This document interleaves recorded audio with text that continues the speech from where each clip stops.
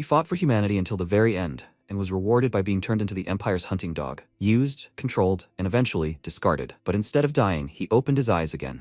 This time, not as a weapon, but as the son of the most powerful duke in the Empire. Now he has everything he didn't before: status, talent, and the memories of betrayal. The man who once served the Empire without question, he's about to become the one who destroys it from the inside. One day, a huge monster with incredibly creepy eyes and fangs emerged from the dungeon. It was the year 2045, Earth. Soldiers fought these monsters but were unable to defeat them. Blood spilled everywhere. Fangs sank straight into the backs and chests of these people. They could not defeat such a huge, ominous creature and lay on the ground in a daze. One of the soldiers sadly wondered if this was the end. He bowed to the ground as the monster pounced on him, when suddenly one of the other soldiers managed to protect him and cut one of the monster's limbs. As blood spilled, the monster roared loudly in pain and decided to attack the man. He continued to resist and cut the monster's limbs with his amazingly sharp sword. The man deftly avoided all attacks and, pushing off the ground, ran from place to place. His gaze was confident, and when he rose to his feet, he pointed his pistol to the side and began shooting. Afterwards, he turned and told the soldier to get up, as they had to go. It was Han Sen, the commander-in-chief of the last Earth Defense Forces. The soldier replied, "Yes," and immediately stood up and continued firing at the monster's twisting limbs around him. Humanity has been waging war against monsters for decades, and now, after endless battles, only a small number remain. Their target is finally before their eyes. Han Sen knelt down and continued firing, when suddenly a magic circle with several seals appeared before him. He was dumbfounded and looked at it questioningly, completely confused. What was it? Suddenly, it began to fade, dissolving into pixels, and finally, the portal completely engulfed him. The soldier turned and saw the weapon that remained of the commander and asked in fear, "What?" At that moment, an unknown voice addressed Han Sen and told him to listen to the sound. He was dumbfounded, his mouth open in shock, watching as he was restrained by chains. He didn't think they'd be able to achieve this. So there he was, the hero from the new world they'd heard about. Han Sen wondered, looking at his shackled hands. What were those glowing shackles, and where was he? A man approached him, removing his hood and saying, "Hero of another world, welcome to the Empire." The protagonist looked at him in confusion, and the man explained that while they didn't understand what it was, they were asking him to defeat the Demon King and save their world. Han Sen asked again, "Who is this Demon King? What were they even talking about? Where was he, and who were they?" Now wasn't the time for such conversations. He should be in Korea. The man demanded silence and extended his magical hand to activate the Oath of Peace. At that moment, the protagonist glowed with a bright magical light, and these rays penetrated his skin. He screamed loudly, and the man asked him not to resist. This magic wouldn't harm him if he obeyed, as long as he was polite. The protagonist burst into tears from the horror he'd experienced and tried to calm himself. He wondered if this was really politeness. The man asked him to please defeat the evil Demon King quickly and save their empire. After saying these words, he threw a heavy sword at the protagonist's feet. If he did this, perhaps they could send him back to his home world. Would he accept their request? Everyone crowded around him and looked sharply into his eyes. Han Sen was silent for a moment, unsure of what to say, when he suddenly announced, "Okay, he will do it." So he, Han Sen, had been summoned to a completely different world to fight again as a hero from another world of the Empire. He worked tirelessly and went on countless campaigns. He killed each time in a new way, fulfilling all the Empire's endless requests. 3 years, 5 years, 10 years. He sacrificed his youth to finally defeat the Demon King Valror. Was he finally free? Every night he dreamed of what he would do when he returned home, but then that same old man told him, now Han Sen, he will tell him about his next mission. Han Sen became angry and asked again, "What? That's not what he promised." The old man replied that saving the Empire doesn't end with the death of the Demon King. There are still those who oppose the unification of the Empire, and they must be destroyed. They cannot allow another dissident to emerge. He only needs to take care of one burden for the Empire. He must remove the danger, the Teutonic Knight's kingdom, the Bad El. Once he removes it, he will finally be free. Let him help them a little longer. Okay? The protagonist became incredibly angry after this conversation, but his neck was once again enveloped in bright rays of light, rendering him unable to move. The dog in the collar has no choice. These freaks are mocking him. When will this finally end? He found himself in the kingdom of the Teutonia Knights, where a man had transported him. A moment later, he destroyed the storm by plunging his sword straight into his chest. He stepped aside and said, "To think he would be such a fool." Han Sen replied that he had no choice. He apologized to him, and Battle asked again, was that Han Sen's otherworldly hero? He shouldn't apologize because soon he too would be thrown out of here. At that moment, Battle fell to the ground and remained in a pool of blood. The protagonist took a closer look at his actions and said that it was over and he could finally return home. At that moment, a knight appeared behind him, approached him, and stabbed him in the back with his sword. Blood spilled from his mouth, and he said, "Well done, hero from another world." The sword passed through his body, and Han Sen froze in pain and horror. It was Count Brandenburg who said he had fought splendidly all these years, doing his job as the Empire's loyal hunting dog well. He was a great general and a holy knight, and he acknowledged it. Han Sen said they were vile hypocrites, meaning it had all been a lie from the start. They had never planned to send him home. Brandenburg asked again, why would they need to do that? A hunting dog only knows how to bite. At that moment, he lifted the protagonist into the air, and then deliberately lowered him to the ground with a loud thud and bid him farewell. Han Sen knew they wouldn't let him go so easily, but he still felt hurt and would never forget this humiliation. He was dying in a pool of his own blood, when suddenly a bright beam of light began to emit from his back. He would make the damned empire pay with the complete destruction of this empire. That night, one life closed its eyes, and another opened them. A baby had just been born. His mother was the Duchess, and it was a boy. Elena extended her arms to him and said, "Dear child, she is his mother." Next to her stood the child's father, who looked at the boy in surprise and asked, "Who is this?" He had seen that face before. He realized he remembered everything. This man, he was the greatest necromancer and black magician on the continent. Duke Noir. Then this place must be the capital of the Empire's forbidden magic, Necropolis. That's where the Black Tower is. The Rebirth Stone, which can only work once, had been successfully activated. The Rebirth Stone was the only thing he had been hiding, a forbidden artifact with which he planned to remove his leash, and the body in which he was born was entirely in the hands of fate. But just think, he was born the firstborn of the Duchy of Noir, into one of the Empire's most elite noble families. So this time he was born with a golden spoon in his mouth, right? When he grows up and learns necromancy, he will destroy one of those damned Imperial freaks forever. At that moment, Noir turned to the nanny and said the child wasn't crying. The protagonist looked at him questioningly,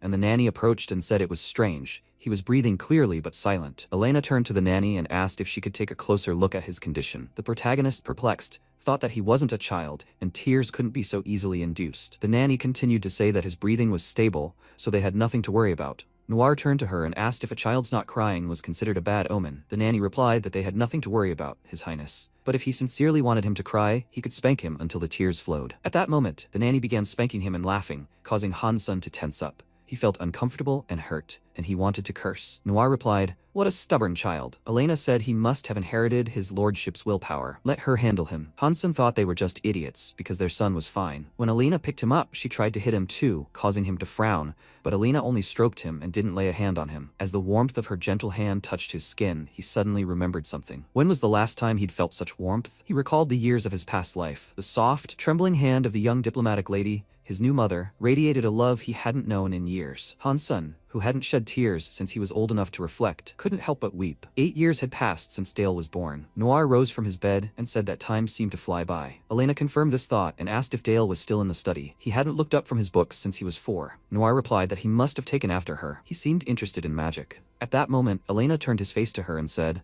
"Alan, he hasn't forgotten the promise he made about her, has he?" he asked.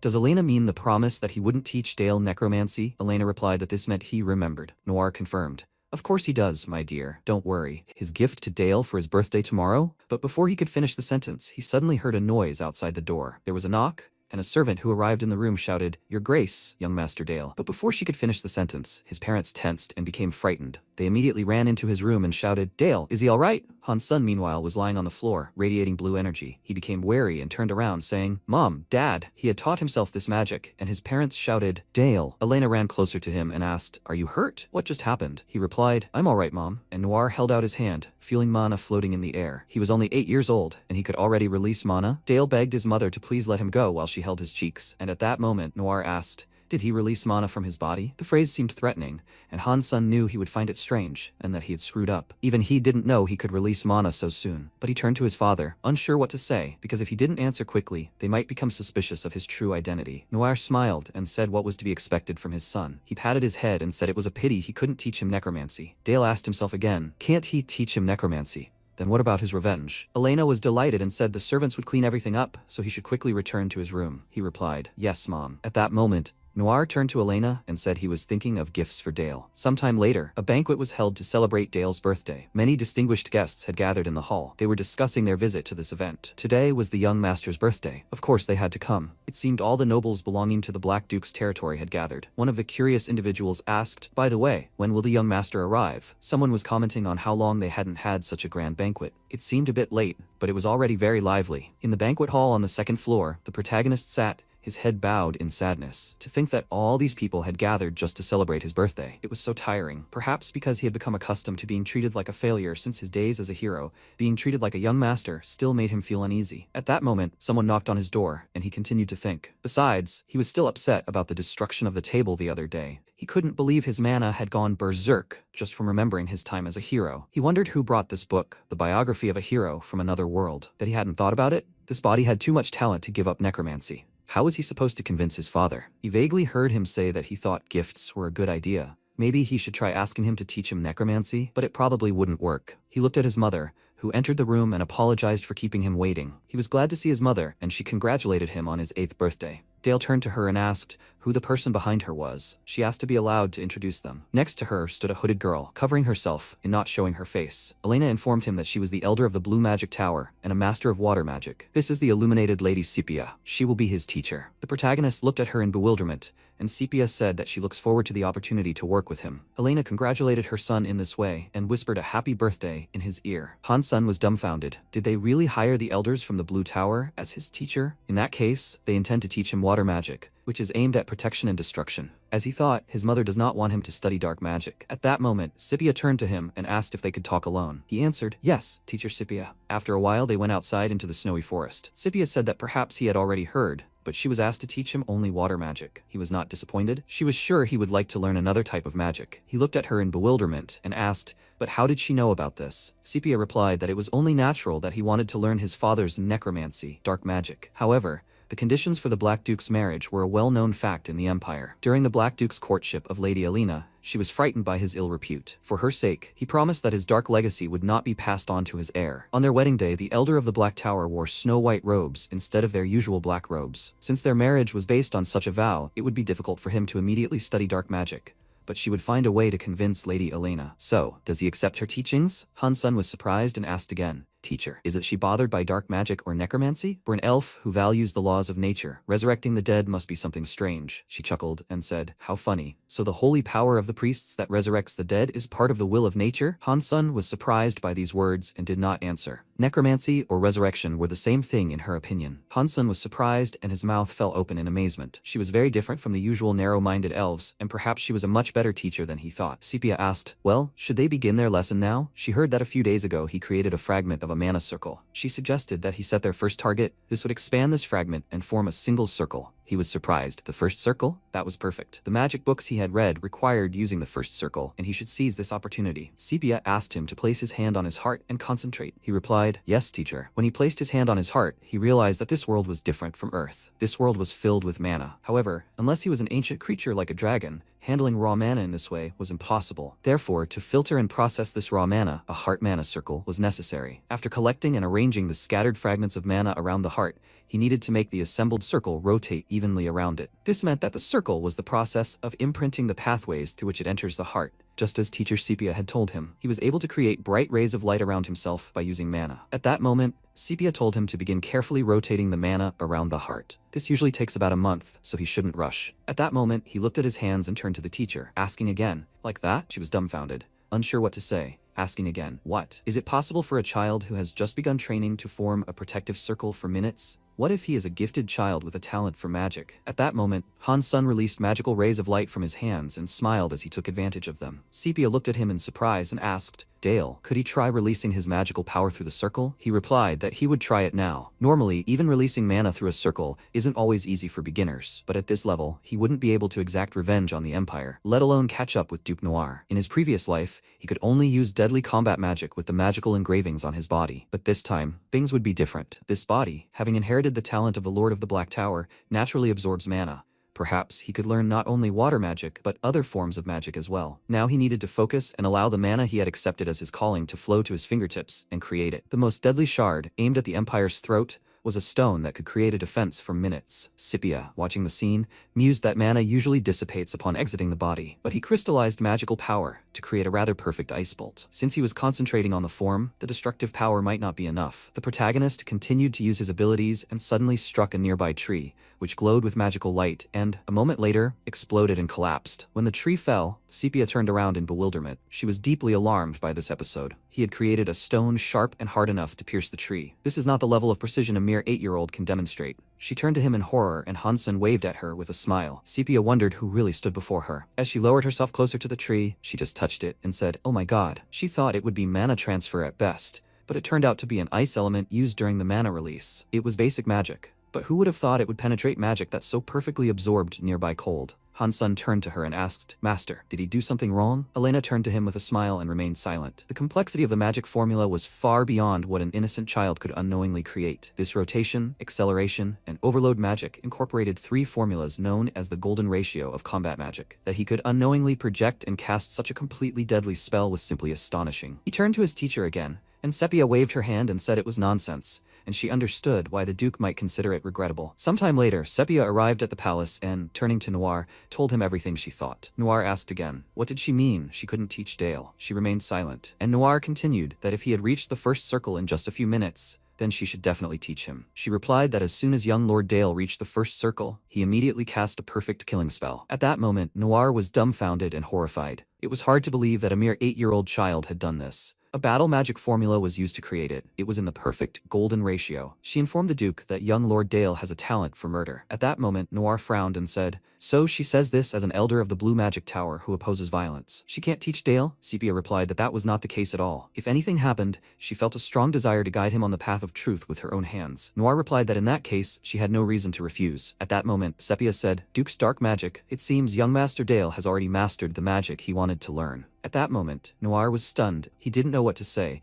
and Sepia said that she had heard a lot about his love story. She respected the promises he made to Lady Elena, but that didn't give him the right to decide the future of his child, especially if it was someone with such great talent as young Master. Han-sun tried to eavesdrop on their conversation while standing outside the door and didn't hear anything at all. He sat down on the floor and wondered, they're talking about him, right? He didn't expect his first spell to display such power. Tower Master Sepia looked very surprised. From now on, he would have to control his power more carefully. At that moment, his uncle approached him and asked, young Master Dale? The protagonist was delighted when he saw him and exclaimed, Uncle Helmut. Helmut asked with a smile, what is he doing here? Han-sun asked if he could ask him first where he'd been. Helmut grinned and replied that he'd been away fulfilling his duty to protect the ducal family. He reached out to embrace him, adding that he needed to defeat some terrifying monsters. He picked Dale up and tossed him above him to play. Dale asked again, he was in a dungeon, right? At that moment, he grew sad and reflected that in this world, the appearance of a dungeon or an infestation of monsters is a serious problem for any territory. When the Demon King was still alive, monsters attacking civilian areas caused great damage. That's why the knights of each house prioritize clearing unexplored dungeons in the Demon King's territory or destroying monsters that have entered dungeons through breaches. The situation in the Saxon Duchy, in particular, is several times more serious than in other territories. He is the reason for this. After his past life, the hero of the New World defeated the Demon King. Duke Noir was ordered to transform the Demon King's territory into imperial territory by subjugating the monsters inhabiting it. Technically, this is called discarding the remains. Dale asked his uncle Helmut to take care of himself, and he asked again, is he worried about him, young lord? At that moment, someone entered their room and said, it seems he's in good health. They both turned to see Noir enter the room. Helmut greeted Duke Noir, who responded that he appreciated his hard work during the recent dungeon raid. Elena also entered the room and asked, are they all gathered here already? Dale wondered, what's Mom doing here? Elena saw him and said his name with admiration, after which she came closer and said that she heard he had reached the first circle and that she was very proud of him. Noir replied, I see. He congratulates him. Elena turned around and told him that if he had anything he wanted, he should tell his father right now. Dale wondered if he'd asked him to teach him necromancy. Would he have resorted to trickery? What could children that age dream of? He replied that he wanted a little sister, and his parents were deeply embarrassed after his expressed wish. He replied that they would try their best, and Dale replied, yes, father. At that moment, Helmut grinned, and his subordinate asked the captain to restrain himself. Night fell, and the entire palace was illuminated by bright moonlight. Han-sun lay down on his bed and thought that trying to act childish was simply terrible. He felt tired, and it was probably because he had used magic. When he fell asleep, he remembered his past life and had a terrible dream. He was met by Brandenburg, who said he was glad to see him again. It had been a long time since they had seen each other, hadn't it? People are so cunning, don't you think? It's so easy for a person to become soft, right? He was happy that he now had a wonderful home and loving parents. Now that he was warm and cozy, he didn't think so much about revenge, did he? The Empire will find him, Han-sun. They will search for him until they kill him, and until all traces of him disappear from the face of the earth. At that moment, Han-sun abruptly woke up as a bright light emanated from his chest. He tried to catch his breath and clutched his chest, thinking that his heart felt like it was about to burst. This murder he heard about? Damn the Empire. With these thoughts, he left his room, knowing that they simply wouldn't let him go until the very end. Han-sun went outside without winter clothes and thought that he would feel better if he got some fresh air, but he only got worse. He continued to hold his chest and stomach, not knowing what to do, when he suddenly met Sepia in the forest, who said that it seemed like he was in a difficult situation. He was dumbfounded when he heard her words, and turned around, asking, Teacher Sepia? She looked at him and thought, a riot of mana, huh? He's such a talented child. However, she couldn't shake the feeling of danger. At that moment, she placed her hand on his chest and tried to help him. Once malice takes hold of this child's magic, it would be irreversible. When she cast the spell, Hansen was surprised that the killing had stopped. She addressed him by name, and he asked again, "What?" Sepia replied that the essence of magic is the mirror of the heart. That's why every mage has their own individuality, even if they use the same magic. His talent in magic lies in taking the lives of others, and it's a very dangerous talent. She held a book in her hand and said that this is why she considered it fortunate that she would be teaching him. She handed the book over to him, and he asked again, "Teacher?" Hansen realized it was a necromancer's magic tome. Sepia replied that perhaps it was fate, that she would be with him from now on. She smiled and wished him a happy birthday. Hansen was overjoyed and hugged her around the waist, burying his face in her belly. She asked again, "He needs help, doesn't he?" A few days later, outside the northern gate plains, Sepia was with Hansen, who looked ahead and wondered, "Are those rabbits?" She replied, "Yes." Let him remember hunting with his father. He formed a magical seal in his hand and replied, "Yes, teacher," then aimed it at the rabbit. A bright beam of light pierced the creature with sharp magical stones, and everything around him glowed with its bright sparks. Sepia, watching, thought that despite taking another's life, his hands didn't tremble. Sepia said, "Dale, even if it's the same spell, the form of this infinite varies from mage to mage. Does he know the reason for this?" He replied, "No, why?" Sepia explained that it was because a person's magic is ultimately a mirror reflecting them all at once. It materializes what lies within their heart through mana particles. Therefore, magic inevitably reveals the landscape of a person's inner being. Hansen silently pondered this, and Sepia continued by saying that terms like firewalls are merely stepping stones for developing the imagination, allowing one to strengthen a mental image. Even the magic taught in the magic towers is no different. The red magic tower values order through strength. The blue magic tower values order through harmony. The philosophy of each magic tower is embodied in the form of their magic. The philosophy dedicated to each magic tower forms the basis of their magic system. And in addition to the red and blue magic towers, there are also black, white, and green magic towers. After this, she breathed a sigh of relief, and Hansen wondered. Sepia continued that she thought it was too early for him. The most basic form of necromancy is zombie raising. This is the art of reviving a corpse using mana threads to control it. The protagonist focused all his power on the rabbit to revive it, the head, spine, and knees. By attaching mana threads to them, he was able to reincarnate the rabbit. Sepia praised him for his work and asked if he could move on to the next one right away. He replied, "Yes, master." He had frozen armor, and his eyes glowed with a bright magical light. When he touched the ground with his hand, magic began to spread around him at the speed of light. A bright beam pierced the rabbit that was wearing this armor. He created excellent frozen armor, and the shape was suitable for a hare. She offered to test his defenses. At that moment, Hansen tensed, and a moment later she attacked the rabbit with this armor, which crumbled slightly, but still protected this creature. Hansen was glad that it worked, and he blocked her shot, "Teacher." Sepia said that it was excellent work, and it seemed he wanted to say something. Something on the tip of his tongue? Hansen replied yes, he would like her to teach him how to better use water magic. She smiled and said no. Hansen was surprised and asked again, "What?" Sepia replied that what he did today was a very simple form of water magic. But like all magic, the water attribute requires deeper insight and a higher level of understanding as it develops. Most beginners struggle to master even one type of magic. Mastering two types simultaneously is what they call a dual mage. At his age, it's nearly impossible,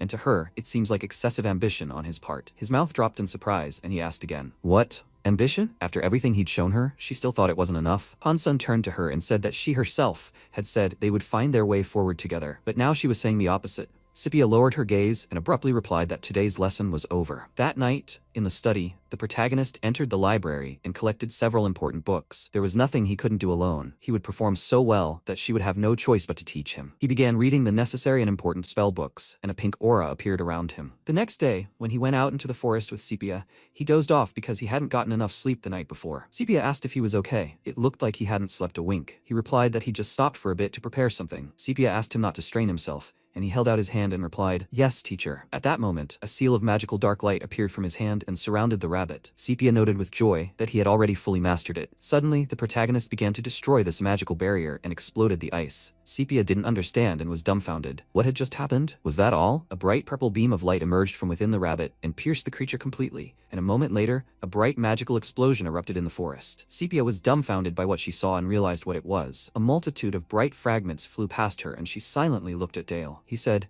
"Corpse explosion and ice explosion." He combined the properties of water and darkness into one. Could he really be considered a dual mage with so many abilities? At that moment, he held water magic in one hand and dark magic flowing from him in the other, smiling despite his teacher. When Sepia looked into the distance at the destroyed rabbit, she realized this was an attack method she'd never seen before. Combined with the ice explosion from the frozen armor, the corpse explosion spread across a larger area. And it didn't end there, as so much ice and bones flew like blades. It's almost as if this magic is used only for killing, and it would be used by someone who has dedicated their entire lives to battle. What form does this child's mental image take? At that moment, Hansen turned to the other side of the forest and saw his beloved uncle. He rejoiced, and Helmut raised his hand and shouted, Young master, Lady Sepia. Hansen asked if he had just returned from another dungeon raid. Helmet, sitting on horseback, replied that this time they had repelled a small group of monsters. The Black Cavalry had been through a lot. The Black Cavalry, armed with spears coated in aura, are the unrivaled cavalry of the Duchy of Saxony. In addition, their knight, Captain Sir Helmut, is one of the 7 sword masters on the continent. He hadn't forgotten their promise to teach him swordsmanship, right? Hansen dreamed of learning swordsmanship from a person of high status. This was a wonderful opportunity. Suddenly, Helmut laughed and shouted, "Of course not." Hansen waved at him. "See you later then, Uncle Helmut." He replied, "Okay," and asked him not to linger here for long. It's too cold everywhere. He should take care of himself. They said goodbye, and Sepia suggested Hansen return to the palace. He replied, "Okay, master." That night, the protagonist showed a new side of himself to his teacher, and she came to his mother, Elena. She asked, "What did you mean, Lady Sepia?" Sepia continued to tell everyone that everything was as she had said. Young Master Dale had completed his first round of necromancy and water magic. Noir said so, but they had only asked her to teach him water magic. Sepia confirmed this thought, but lowered her gaze and said that, however, as his mentor, she wanted to teach him everything he wanted to learn. As she had already said, young Master Dale wanted to learn more than just water magic. After a moment of silence, Elena asked if Dale wanted to. Could she please continue his water magic training? Sepia replied, "Of course. From now on, she will also take care of him." The parents thanked the teacher, and Sepia left the office, but before leaving, she sincerely apologized for breaking her promise. Elena remarked that their child was undoubtedly extraordinary, wasn't he? She can't believe he became a dual mage at such a young age, just 8. Although he does frighten her from time to time, he should be capable of it, since he's their child. Noir turned to Elena with fear and said that he would like to teach Dale necromancy. At that moment, he lowered his gaze and completely wilted. He continued to say that he wanted to give him the power to fulfill the duties of a lord and at the same time make him an excellent student. As his father, he wanted their son to inherit his legacy. He clutched his head and apologized to his wife again. Elena said that public opinion about necromancy still leaves much to be desired, and people fear it and call it death magic. That's why she wants to dissuade him, but let him teach him so that he becomes a necromancer who could ignore the perception of necromancy by others. She responded lovingly to this proposal and hugged Noir, stroking his face. After that, she pulled him close and asked again, "Okay?" Noir was silent for a moment, then brightened and said, "Okay, Elena." They hugged, and Noir swears with everything he holds dear that he will make their son the best. And so, their first day of specialized necromancy training began. Noir said he was very disappointed in him, Dale. He was reviving lives without even realizing he was controlling them. Hansen thought about it. This was all his teacher had taught him. He couldn't do anything about it. A magical workshop located underground in Duke Noir's palace. As soon as he showed his father the basics of necromancy he'd learned from his teacher, he sighed and brought him here. Noir informed him that while he was teaching him, he shouldn't even think about using such a basic necromancy spell. He would start with memorizing the bone and muscle structure of all life forms. Did he understand? Hansen was stunned and replied, "Yes, father." All the books his father had given him after he'd memorized every letter were professional books that only doctors could read in his world. After some time, Noir closed the book and declared that he'd mastered the basics. He was finally allowed to move on to practical magic. Now they would begin the real lesson. Hansen replied, "Okay, father." At that moment, he looked ahead in surprise as Noir placed a goblin on the table. Hansen was surprised. Could this really be a goblin corpse? Noir responded, seeming deeply perplexed, and chuckled. An inexperienced mage could only make a master swordsman's corpse move like a zombie. On the other hand,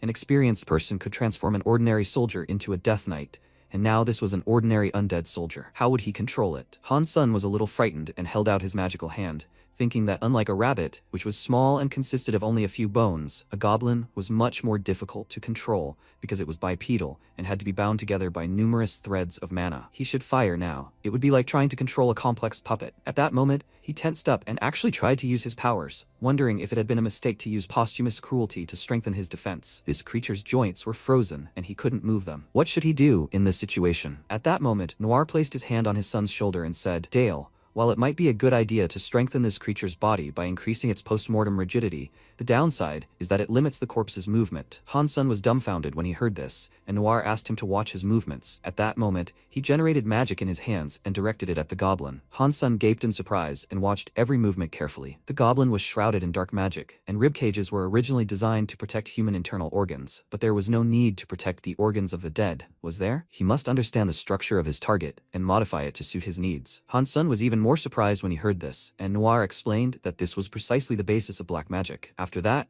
he turned to his father and asked him to teach him the mentality of a black magic tower. Noir wasn't surprised, and smiling, asked, does he want him to tell him the truth? The truth always exists within death. Therefore, they must understand the burden of life in order to get to the truth. He wrapped his arms around his son's shoulders, who looked him intently in the eyes. At that moment, he remembered himself from his past life and the man who knelt before him, begging him to save his life. The protagonist swung his sword while the man begged him not to kill him. but a moment later, his head flew off. At that moment, he felt uneasy, and Noir called his name and asked if he was alright. He didn't look well. Han-sun blushed with horror and realized that he was fine, and he answered so. He recalled his past life and couldn't tear himself away. As Dale's magical talents developed, news of Duke Noir teaching Dale dark magic spread throughout the Empire. Duke Noir's violation of his oaths caused a huge stir in the Empire. As for the man who broke that very oath, he attracted the attention of all the inhabitants of the Empire, and they all focused on him. Han-sun continued training, and a few weeks later found himself at the duchy's training grounds. He was training alongside his uncle and working diligently. Helmut looked at his nephew in surprise, watching him work diligently. They were still fighting with wooden swords, and suddenly, the protagonist saw a bright beam of light in front of him. He stepped back a little, when suddenly a bright flash of light formed between them. Helmut looked to the side and was surprised to see his sword fly off. He shouted with a grin that his master had done well. Han-sun replied that a knight like him would never drop his sword. He let it go on purpose, didn't he? Helmut replied, of course not. Since he used swordsmanship techniques used in real combat, an ordinary person would die in a single fight. Han-sun clasped his sword in his hands, and looking at them, Helmut continued to say that his swordsmanship is so excellent that he can confidently say he is a mage. Since a mage always has knights by his side to protect him, he really doesn't need to train so hard. Is there a reason he's doing this? He doesn't need to get himself into such a state. Han-sun held out his hand and answered, of course there is. It wouldn't be good for the Duke's son to rely solely on guards or defensive magic, would it? Besides, how could he miss the chance to learn swordsmanship directly from one of the continent's 7 sword masters? Helmut smiled and shouted mockingly that this was an excellent answer. If he had a son like him, he wouldn't regret anything. Han-sun replied that the day had finally come when he deserved his praise. At that moment, Elena approached them, rustling her dress.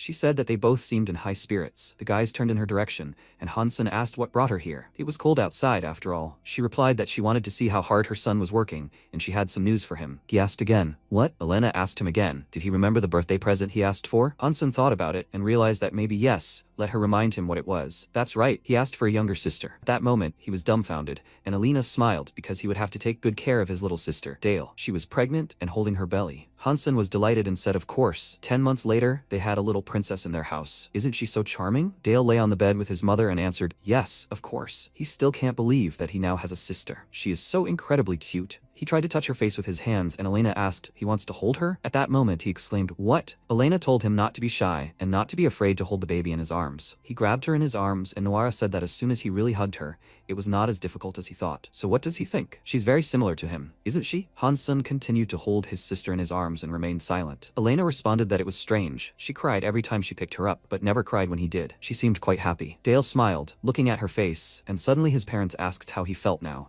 She was light as a feather. Han-sun replied that she would feel that heavy. Noir smiled and replied that this was the meaning of life. He must never forget that. Now, isn't it time for him to begin the lesson? Come on, he's sure that teacher Sepia is waiting for him. After a while, Han-sun emerged into the snowy forest, and Sepia informed him that today's lesson was real combat practice. He asked again, should he act seriously? Sepia told him not to hesitate and to attack with all his might. He replied that he understood everything, teacher, and set his magic seal. Sepia thought she wanted to see how much he had improved. A moment later, a sharp shard was aimed straight at her head, and she reacted silently, thinking that his first strike was too slow. A moment later, he struck again, and Sepia spoke with brazen insolence. A student is lenient toward his teacher? She grabbed the shard in her hand, and Han-sun realized he needed to strike harder. At that moment, Sepia shouted, barrier, quickly. He froze in fear and covered his face with his hand. He knew that if he hadn't blocked it, he would have been seriously injured. Sepia thought about how he'd managed to create ice armor in such a short time, and that impressed her. The ice armor crumbled on his hand, and Sepia suggested doing it again. Han-sun touched the ground with his hand and said, molecular combination, ice wall formula. Let the ice wall rise now. At that moment, he created a protective wall-like barrier of ice around himself, and Sepia was stunned. He'd created an ice wall in the midst of battle. By improving his mana structure, he'd significantly increased the ice's density, and it was truly powerful. Sepia approached closer and wondered, but why use a defensive spell now? Maybe he needed a break after her last attack? At that moment, she turned around questioningly and saw that the protagonist was using an ice blast, a fragmentation formula. He was confident in his actions, and a bright flash of light appeared in front of Sepia. She was dumbfounded and realized it was a grenade, then covered her face with her hands. Han-sun realized it had worked. The spell cast just now had compacted the sturdy long wall even more than before and detonated it. Since the ice molecules had already been strengthened before compression, it practically turned into a grenade. This will be difficult to avoid, Master. When the dust cleared, Han-sun looked ahead and did not find Sepia. He asked, Master? He was very frightened and shouted her name again, when suddenly Sepia hid behind her frightened shadow and asked again, Did he call her? He replied that it really scared him. Then it must be an illusion. She grinned and replied that it was quite an impressive technique. She never thought a mere first circle mage would be capable of injuring the elder of the magic tower. He replied that he never wanted to hurt her teacher, and Sepia replied that she knew that. She was truly grateful for the wound he inflicted on her today. He asked, "What?" Sepia replied, "It means he trusted her enough to use all his power, right?" As his teacher, she was prouder of him than words could ever express. He asked, "Is that true?" And Sepia continued, "Of course it is. He's an excellent student. How did he even come up with such a spell formula?" He clutched his head and, smiling, replied that it was all thanks to what she taught him. Sepia looked down, lost in thought, a smile on her face. A moment later she found herself in Noir's office, and her face no longer expressed such joy. Noir asked where she got that wound on her cheek. She replied that she had been careless and realized it near the young master. His formula was remarkably precise. Noir replied that he was always in her debt. Sepia countered that it was nonsense, as it was a great joy for her to teach such a talented student like him. Noir asked if it would be okay if he asked her again. Sepia smiled and replied, "Of course." And Noir continued that they had received word that a group of orcs had crossed the mountain range and invaded their territory, nothing a small cavalry unit couldn't handle. Nevertheless, he intended to send Dale to this battle. At that moment, Sepia froze and said the young master wasn't ready yet. Noir replied that he hadn't expected him to fight on the front lines now. Nevertheless, defending the territory was the responsibility of House Noir. He stood up and spoke out, emitting his dark aura that as the Duke's heir, he must understand his responsibility, and Dale was no exception. Sepia asked again, what should she do? He replied that he would give Dale his artifact and wanted her to control it. He hadn't yet learned to control its power. An artifact is an object imbued with immense strength and willpower. It can be used by offering a person mana or life itself as payment. The more powerful the artifact, the more dangerous and uncontrollable it becomes, and in some cases, it can even lead to mental collapse. Noir explained that House Saxe had long mastered the art of manipulating such powers. They were standing in front of the Saxe artifact vault. He turned to Dale and informed him that, as the Duke's heir, he too must prepare for the upcoming battle. Dale, surprised and frightened, asked again, "What a battle?" He thought to himself, finally. Noir said yes, he had joined the squad to destroy the orcs. However, before that, he must first learn to control the power of darkness that their family wields. They entered a special cabinet where several artifacts were hidden. The protagonists looked around in surprise and exclaimed in delight. Noir explained that these were the Demon King's artifacts they controlled and had possessed them since their ancestors conquered the Demon King's domain. Noir told him never to compare them to ordinary mortal objects. Han Sun expressed the feeling of powerful mana emanating from them. Noir confirmed that they were indeed powerful and extremely dangerous, and until he learned to control them, he should not touch anything thoughtlessly. At that moment, Han Sun seemed to be outside of this space and within himself. Noir asked again, "Dale, where did that boy go?"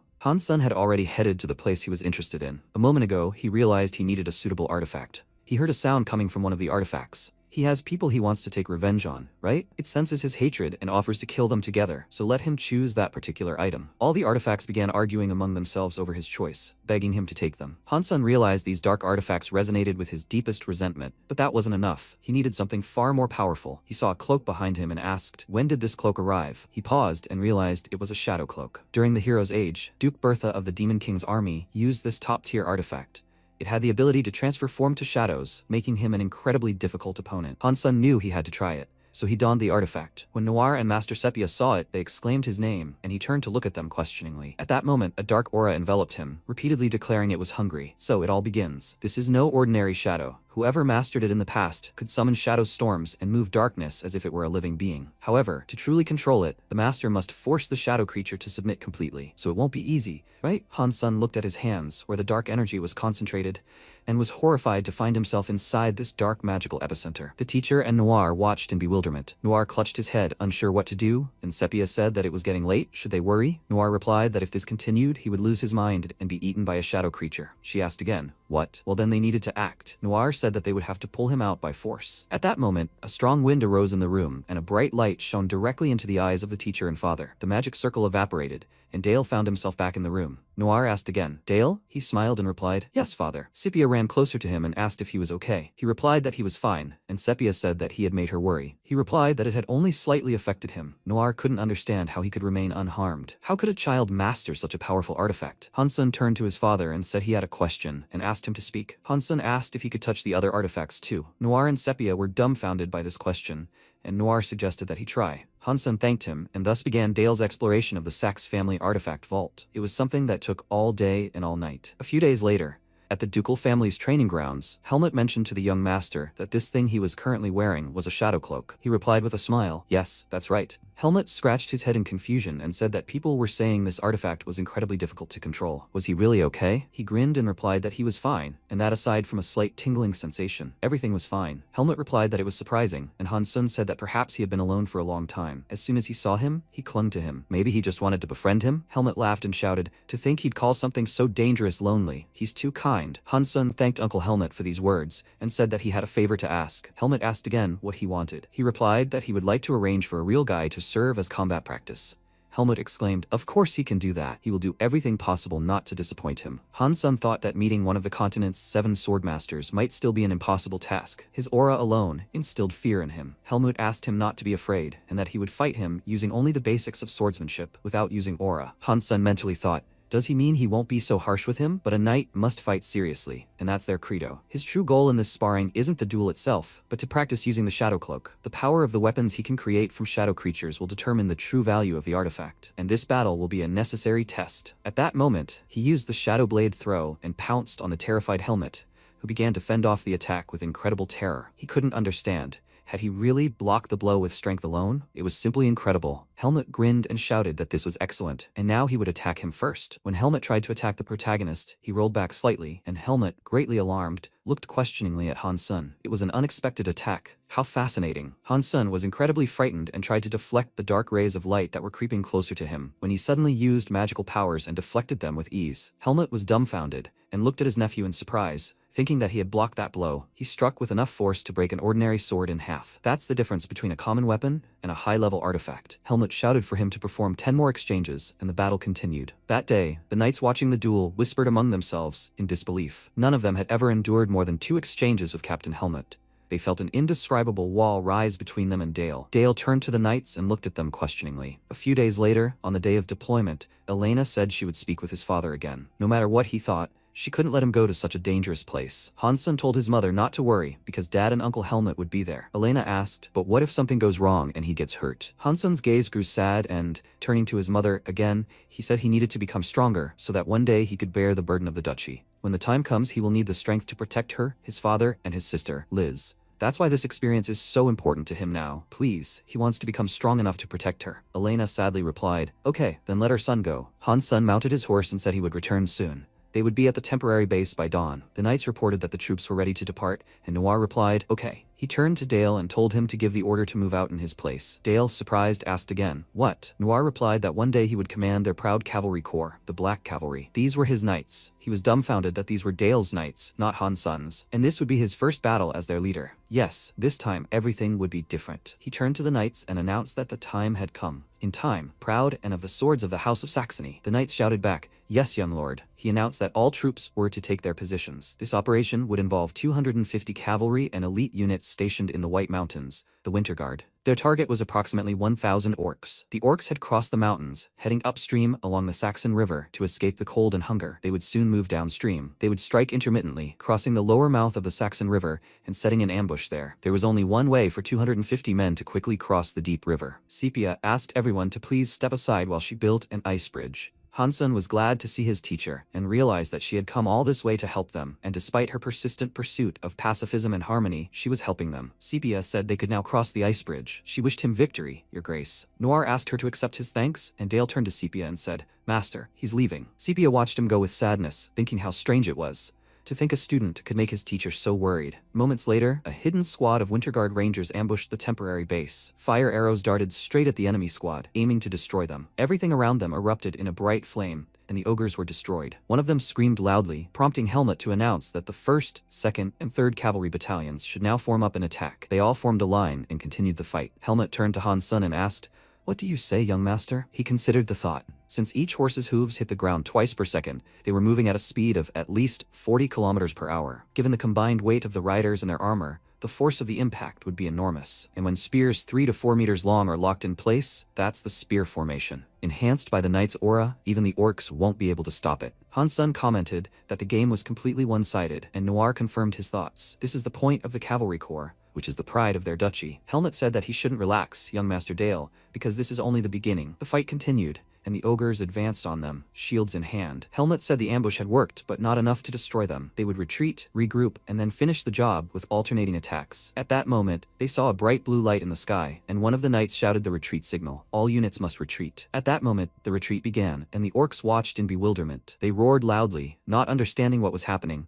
until suddenly they began throwing spears at their enemies. One of the horses was pierced through and roared loudly in pain. A knight fell from his slain mount, and Dale, watching the scene, thought he was unfortunate. Noir reported that one knight had been killed. Hansun wondered in disbelief. Did they think he was beyond saving? The proud sword of House Saxe now lay bare before the enemy. Hansun turned and asked, "Why are they just watching?" Noir and Helmet exchanged glances, and Hansun realized that if he rode there, it would be too late. From this distance, he would need to pierce the orc's tough hide with a single shot. Orc hide is much thicker than that of other monsters, and he would have to modify the Icebot formula. Perhaps adding a precision sniper shell formula would help. Plus, the ballistic trajectory equation for stability. He needed to increase the level of completion. At that moment, he cast a special Icebot spell with a unique formula and directed his powers toward the knight. When he managed to defeat the orc attacking him, Noir was surprised by what was happening. Helmet said the range was considerable, but his accuracy was high. Helmet asked, "Young Master Dale, where is he going?" Dale went to help, and Noir told him to leave him alone. Sir Helmet. Noir realized, to think at his age, he had created an original magic formula. With such a level of destructive power, Dale's inner world must be nearing completion. Dale frowned and realized the other orcs were regrouping. Now he faced two problems. First, his body froze in panic when he fell. Second, his original formula was too long and ineffective for combat. That's why they were studying a simplified formula. He should shorten his own too. For example, a 98 caliber ice magnum. Maybe that's still too long? Well, this one will do. He said, "Ice bullet." And at that moment the knight turned around in fear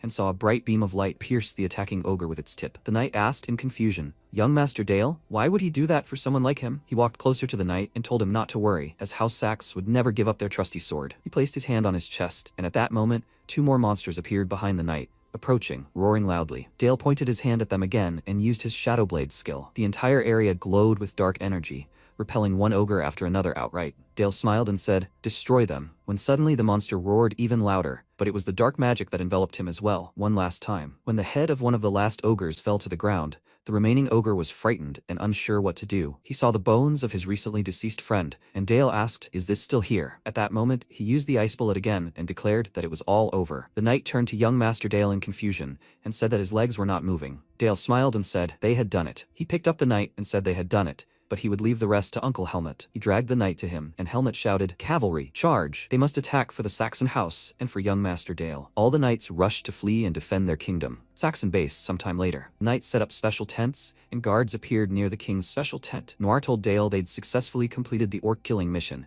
and he'd called him because he wanted to ask him something. Why had he rushed behind enemy lines alone? Why on earth would he do something so reckless? Dale didn't know what to say and couldn't understand why he was being scolded now. Noir asked to explain why he had rushed alone behind enemy lines. MC replied, "Yes, father." He said that the knights of House Saxe were the ones he would one day lead. He was simply fulfilling his duty as befits that rank. Noir smiled and said his arguments were unconvincing.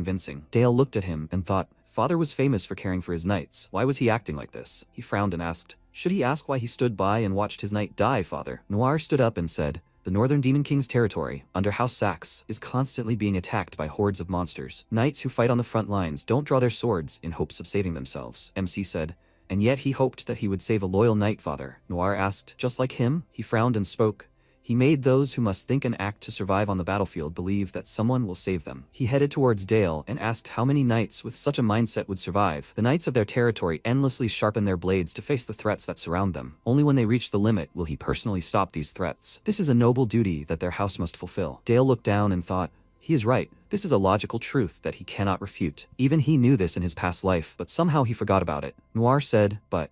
He put his hand on MC's shoulder and said, the way he acted according to his will was quite impressive. He asked Dale to never lose such will of spirit. Dale replied, "He understands, father." Noir opened the curtain in the tent and invited him to return to the castle. The story of the Duke's young heir, who charged into an orc horde to save a single wounded knight, quickly became the Empire's favorite gossip. The boys stood on some crates and shouted loudly, and they said the young lord had single-handedly taken down 1,000 orcs. This was mostly true, with a bit of exaggeration. It spread across the Empire like wildfire. Although the man involved in the story considered it embarrassing, the incident injected new energy into the duchy. A few days later, a shout rang out in the training grounds. He had arrived, young Master Dale. The knights knelt before him and said, "It is an honor to meet him." "Welcome, young Master Dale," MC said, slightly embarrassed. He had told them that there was no need. Helmut smiled and said, "Be proud, young Master Dale." He raised his fist in the air and shouted, "For the sake of young Master Dale's future, they must become even stronger. Do they understand?" The knight shouted, "Yes." MC smiled and thought, "They are trying so hard." Eva called out to him and said, "Young Master Dale, guests from the Orhart house have arrived." Dale thanked Eva, and Helmut asked, "Isn't it time for them to go, young Master Dale?" He thought it seemed to him they would soon greet a special guest. The Orhart House of Martial Arts. Patriarch Badel, the Divine Sword. He was once a nobleman in the fallen kingdom of Teutonia. But when the Empire began a war of unification, both the kingdom and the Divine Sword perished, and along with them, the Orhart House. After a while, they stood at the door and MC thought, Helmut's expression changed slightly. He was probably remembering the Divine Sword, the man who knighted him. This might be awkward. They entered the hall, and Noir said, just in time, "They trained again today, didn't they?" Dale replied, "Yes, father." The butler bowed and said, "Young Master Dale, the guests have arrived," he said to escort them with respect. A woman with a girl entered the hall, and MC thought it was impressive that she came here without an escort. She bowed and said, "She, Vanessa Orhart, humble servant to the Grand Duke of Saxe." MC said, "Welcome." Vanessa turned around and said, "This is her daughter, Charlotte Orhart." She frowned in displeasure and said, "Mother." Dale wondered what she was trying to do. Charlotte stepped forward and asked why she bowed her head to them. Vanessa shouted, "Charlotte, what is she saying?" Noir waved his hand and said, "She had to go through a lot to come such a long way." He asked, "Dale, could he please escort Lady Charlotte around the castle a little?" He replied, "Okay." He extended his hand and asked, "Lady Charlotte, could she please?" Charlotte slapped his hand and ordered him not to touch her. Dale looked at her puzzled, as did everyone else in the hall. Charlotte looked around and said, "Shameless imperial nobles." Vanessa screamed, "Charlotte, what is she doing?" She ordered her to apologize immediately. Charlotte clicked her tongue in displeasure and ran out of the hall. Dale asked Lady Charlotte to wait. He followed her out and slammed the door. Vanessa apologized to them for her daughter's insolence. She's not usually like this, but after recent events, her emotions are unstable. Elena clutched her head and asked, "What happened?" Vanessa replied, "Not long ago, Count Brandenburg, the new manager, was appointed to their territory. He is known as the Holy Knight of the Empire, so they must have heard of him. He is as infamous as he is famous, and it's not for nothing that he is called the King of Pigs. They say that in order to produce a very talented heir, he strives to lay his seed in any experienced swordsman, even if that person is her daughter, who has not yet reached adulthood. She barely managed to escape before he could touch her. However, it is impossible to erase that horror from the memory." Elena burst into tears from what she heard, and Noir frowned. Vanessa said she wants to protect her, but as a fallen nobleman, her power is limited. She begs them to please accept her daughter as a servant of House Saxe, so that this man can never lay a hand on her again. At that moment, MC caught up with her and said, "Lady Charlotte, does she even know where she is going?" Charlotte replied, "She doesn't care." Dale thought, "Why on the training ground?" "Well, he thinks she is the daughter of a knight." Charlotte asked if his hand is okay. MC replied, "Everything is fine, no need to worry." Charlotte grabbed the hilt of her sword and said, "Okay." Dale thought, "It looks like she has been crying recently. I wonder if she still thinks about what happened. Even if she acts unfriendly, she is still a child." Charlotte drew her sword from its sheath and said, "In that case, they should have a duel." Dale of the Saxe house let him draw his sword. MC asked again, "What?" He thought she just did whatever she wanted. Charlotte ordered him to fight her. MC replied, first he needed a reason. Charlotte said she had heard many rumors about an incredible man who single-handedly killed 1,000 orcs to save a fallen knight. MC smiled and introduced himself. Charlotte said she would defeat him, who was said to have no equal in the Empire, and she would prove to the whole world that she was stronger. Then everyone would understand that she could protect her home from that man. MC asked again, "That man?" Charlotte replied, "Count Brandenburg, the Holy Warrior." Dale looked at her in surprise, then pursed his lips and thought, he could never forget him. This is the Empire's dog who stabbed him in the back. To think that he heard his name here of all places. He and she have the same goal, so she could be a good ally. But first, she needs a dose of reality. He turned and started to leave, and she looked at him questioningly. He took a blade from the barrel and said, "She's just a child who doesn't know anything." Charlotte looked at him in surprise, and MC turned around and told her to attack him with all her strength. Charlotte said that she was already going to do it. She gripped the hilt of the sword and rushed to attack. Dale parried her attack, and Charlotte continued to attack him. MC thought she parried every attack, fending off with flicks of her wrists, and even slightly using aura. She uses this to wield a rapier that is too large for her frame. Just as a mage generates mana through a circle in their heart, a knight accumulates an aura in their body that surpasses human capabilities.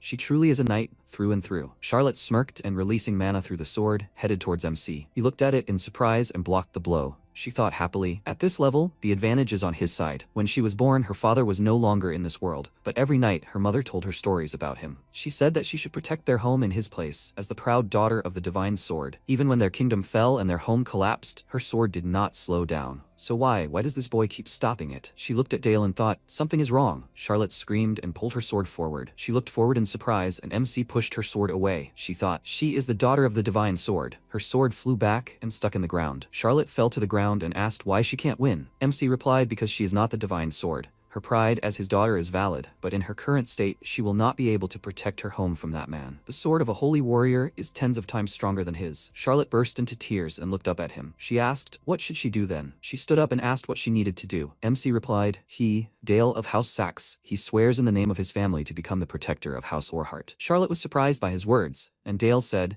until the day she becomes strong enough to defeat him herself, he and House Sachs will be her shield. He pulled her sword from the ground and held it out, and Charlotte asked why. MC replied, because her sword was worth it. He asked her to swear to become a sword, for him and for House Sachs. Charlotte wiped away her tears and asked with a smile, how could she refuse this? She knelt before him, took the sword and said she, Charlotte Orhart, swears on her knightly honor. It might have seemed like a simple childish promise, but the determination behind it was strong enough that it could be called a vow. That day in the Duke's office, Noir said that at Lady Orhart's request, Charlotte had become a maid for House Sachs. Unexpectedly, she agreed without hesitation. Did something happen between him and that girl? MC replied, they made a promise, father. In the name of House Sachs, he swore to protect House Orhart. Noir frowned and asked, he didn't say their family's name out of pity, did he? Dale replied, no, father. Noir asked, what did he want? Dale smiled and said, she is the only heir to the divine sword. Her talent is exceptional. They made a new oath together. What he seeks is a new divine sword that will be wielded for the good of their duchy. Noir looked at him in surprise, then smiled and said, okay. MC thought, the last representative of the divine sword's line is now under their roof. This is a great blow to that idiot, Brandenburg. At this time, in Malberg, the capital of Old Teutonia, a loud scream was heard. A nightmare. This arrogant idiot dares to act first? The boy bowed and said, he begs my lord's forgiveness. Brandenburg slammed the table and shouted, idiots! They couldn't even grab one little girl. The boy spoke up. They sent assassins, but they were killed before they reached Saxy's house. They suspect that Charlotte Orhart fought them off herself. Brandenburg frowned and thought, they are useless trash. He exhaled and ran his hand over the scabbard. He thought those were good times. He drew his sword and asked, is it agreed? The holy sword Durandal, his beautiful bride, let her wait for him a little longer. He thought, he would find the perfect heir to inherit this after him, no matter the cost. He ordered to contact the Thieves' Guild and send people to the Duke's territory. The boy was surprised, and Brandenburg told him to pay them whatever they asked. He ordered Charlotte, that unfortunate girl, to be brought to him. A week had passed since Charlotte had sworn her allegiance. After settling into the ducal residence, she underwent intensive maid training and made daily sparring with Dale part of her routine. After a while, Helmut asked, so, are they ready? Dale replied, of course. Charlotte frowned, and Helmut said, then, into battle. They rushed forward and crossed their swords. MC quickly dodged and swung his blade. Charlotte tried to fight back, and Helmut watched with fascination. He wondered if this was really a duel between children. They weren't yet on par with knights, but their killing intent and speed were astounding. He watched as Dale quickly moved from place to place. MC looked in surprise at Charlotte, who swung her sword and tried to attack him. Helmut blocked their blows and said, that's excellent work. She did well, Lady Charlotte. She asked to spare her empty compliments. What is she missing, Sir Helmut? She asked. My lady, does she know the essence of the rapier? Charlotte replied. A thrust, is it not? Helmut replied. No, the true essence lies in her footwork. While young Master Dale dodged her blow, he simultaneously closed the distance. At this point, she should have widened the gap and waited for an opening. The more she flexed and straightened her rapier arm, the more her blade trembled, and the less accurate her strike. She would need to rebuild her fundamentals from scratch. Charlotte asked again, what did he say? Helmut replied. He had noticed it for a long time, but her posture and footwork were unrefined and unusual. Charlotte folded her arms across her chest and muttered, well, she had never had a real teacher before. Helmut said, now that he was here, he would have to correct her strange fencing. Charlotte blushed with displeasure and screamed, is her fencing strange? Helmut laughed and patted her head, replying, he's just teasing her, my lady. She looked so cute that he couldn't resist. Dale looked at them carefully and wondered how quickly she would grow under the guidance of Sir Helmut, one of the continent's 7 swordmasters. If he didn't try harder, she might soon catch up with him. The process of creating a mana circle is basically the same. He senses the flow of mana circulating through his heart, waits for it to become stable, and then draws this pattern on his body as a mana ring. The problem is, it can take decades. Sepia asked if he had already completed forming the second circle. MC replied, yes, master. In this world, a mage's mana consumption is measured in revolutions per minute. A typical first circle mage makes about 300 revolutions per minute. Currently, the rotation speed of his first circle is 2,000 revolutions per minute, while the rotation speed of his second circle is about 400 revolutions per minute. To expand a new circle, at least 300 revolutions per minute are needed, which means he has already met the requirements for the third circle. Since he has passed the second circle, perhaps he needs to conduct an experiment. He will try to improve the existing ice bullet. He will strengthen the molecular bonds to increase its mass and hardness. Then he will design a large caliber barrel to increase the rotation and speed. An ice bullet, an armor-piercing bullet. He released mana forward and thought, what just happened? Was it always so easy to create an armor-piercing bullet? It seems the influence of the additional circle is so great. Sepia smiled and said, as always, he learns quickly. MC said, it's all thanks to her, teacher. He will always be grateful to her. Sepia looked at him carefully and thought, from saving the knight from the orc horde to what happened to Charlotte, he always uses his power for the right reasons. Sometimes he scares her, but he inspires even more confidence. She hugged him and said, he really is her wonderful student. MC was embarrassed by this and thought, she takes physical contact too easily. This is awkward. That same day in the courtyard of the duchy, MC folded his arms over his chest and thought, she really scared him. Dale said, maybe she really does see him as a child. No, now is not the time for this, he thought. He needs to focus on training. He ordered the ice wall to rise. He used an ice bullet, 12-gauge buckshot, and they bounced off the wall and flew towards him. He created a barrier and protected himself from the bullets. He thought, next time, he will try to adapt it to a bullet. At that moment, a voice rang out. Dale? He looked to the side and saw Charlotte, who was looking at him. She said, so this is where he was practicing. MC replied, yes, she too? Charlotte replied that she was practicing the footwork that Sir Helmet had taught her. MC said, he thinks she likes learning fencing. Charlotte replied, yes, about what happened before. Dale looked at her questioningly, and Charlotte apologized for behaving like that. She was just thinking about how rude she had been to him, Dale. She means, young Master Dale. MC said, she really was quite rude. Charlotte widened her eyes at him in surprise, and he smiled and said, but this time he forgives her. Charlotte smiled and asked, really? Dale answered, yes. And also, no need to be so formal with him. Charlotte answered, okay. After a while they were standing near a tree and Charlotte was saying she really liked the weather here. She can swing a sword until late at night and the air immediately cools her down. Dale looked at her carefully and answered, I see. To think that someone else feels the same way as he does. It makes him a little happy. Elena was watching them from the window and saying, time flies so fast, doesn't it? Their son is already such an age. Noir placed his hand on her shoulder and asked if they didn't look perfect together. Elena said they'd have to keep an eye on them. Noir said it seemed like everything had already been decided for him. Elena replied that it was a mother's duty to guide her son on the right path so he could be honest about his feelings. Moments later, at the borders of the duchy, the old man thanked Elena. She smiled and said, oh no, it's not worth it. Don't forget to take care of your health. MC looked at her and thought, city slums, where the streets are filled with beggars and homeless people. This is where his mother provides assistance. Every week, she delivers food and essentials and helps organize the work. Starting this year, he and Charlotte also began working with her. Charlotte asked the child to wait and asked what happened. The boy grabbed her hand and asked her to help him. His mother, she is in danger. MC looked at what was happening and the boy shouted, help her please. Dale followed them and thought, this is incredibly suspicious. They parted from their night escorts and are walking through a tangled network of alleys. The fact that the request was addressed not to any adult, but to Charlotte arouses suspicion from the very beginning.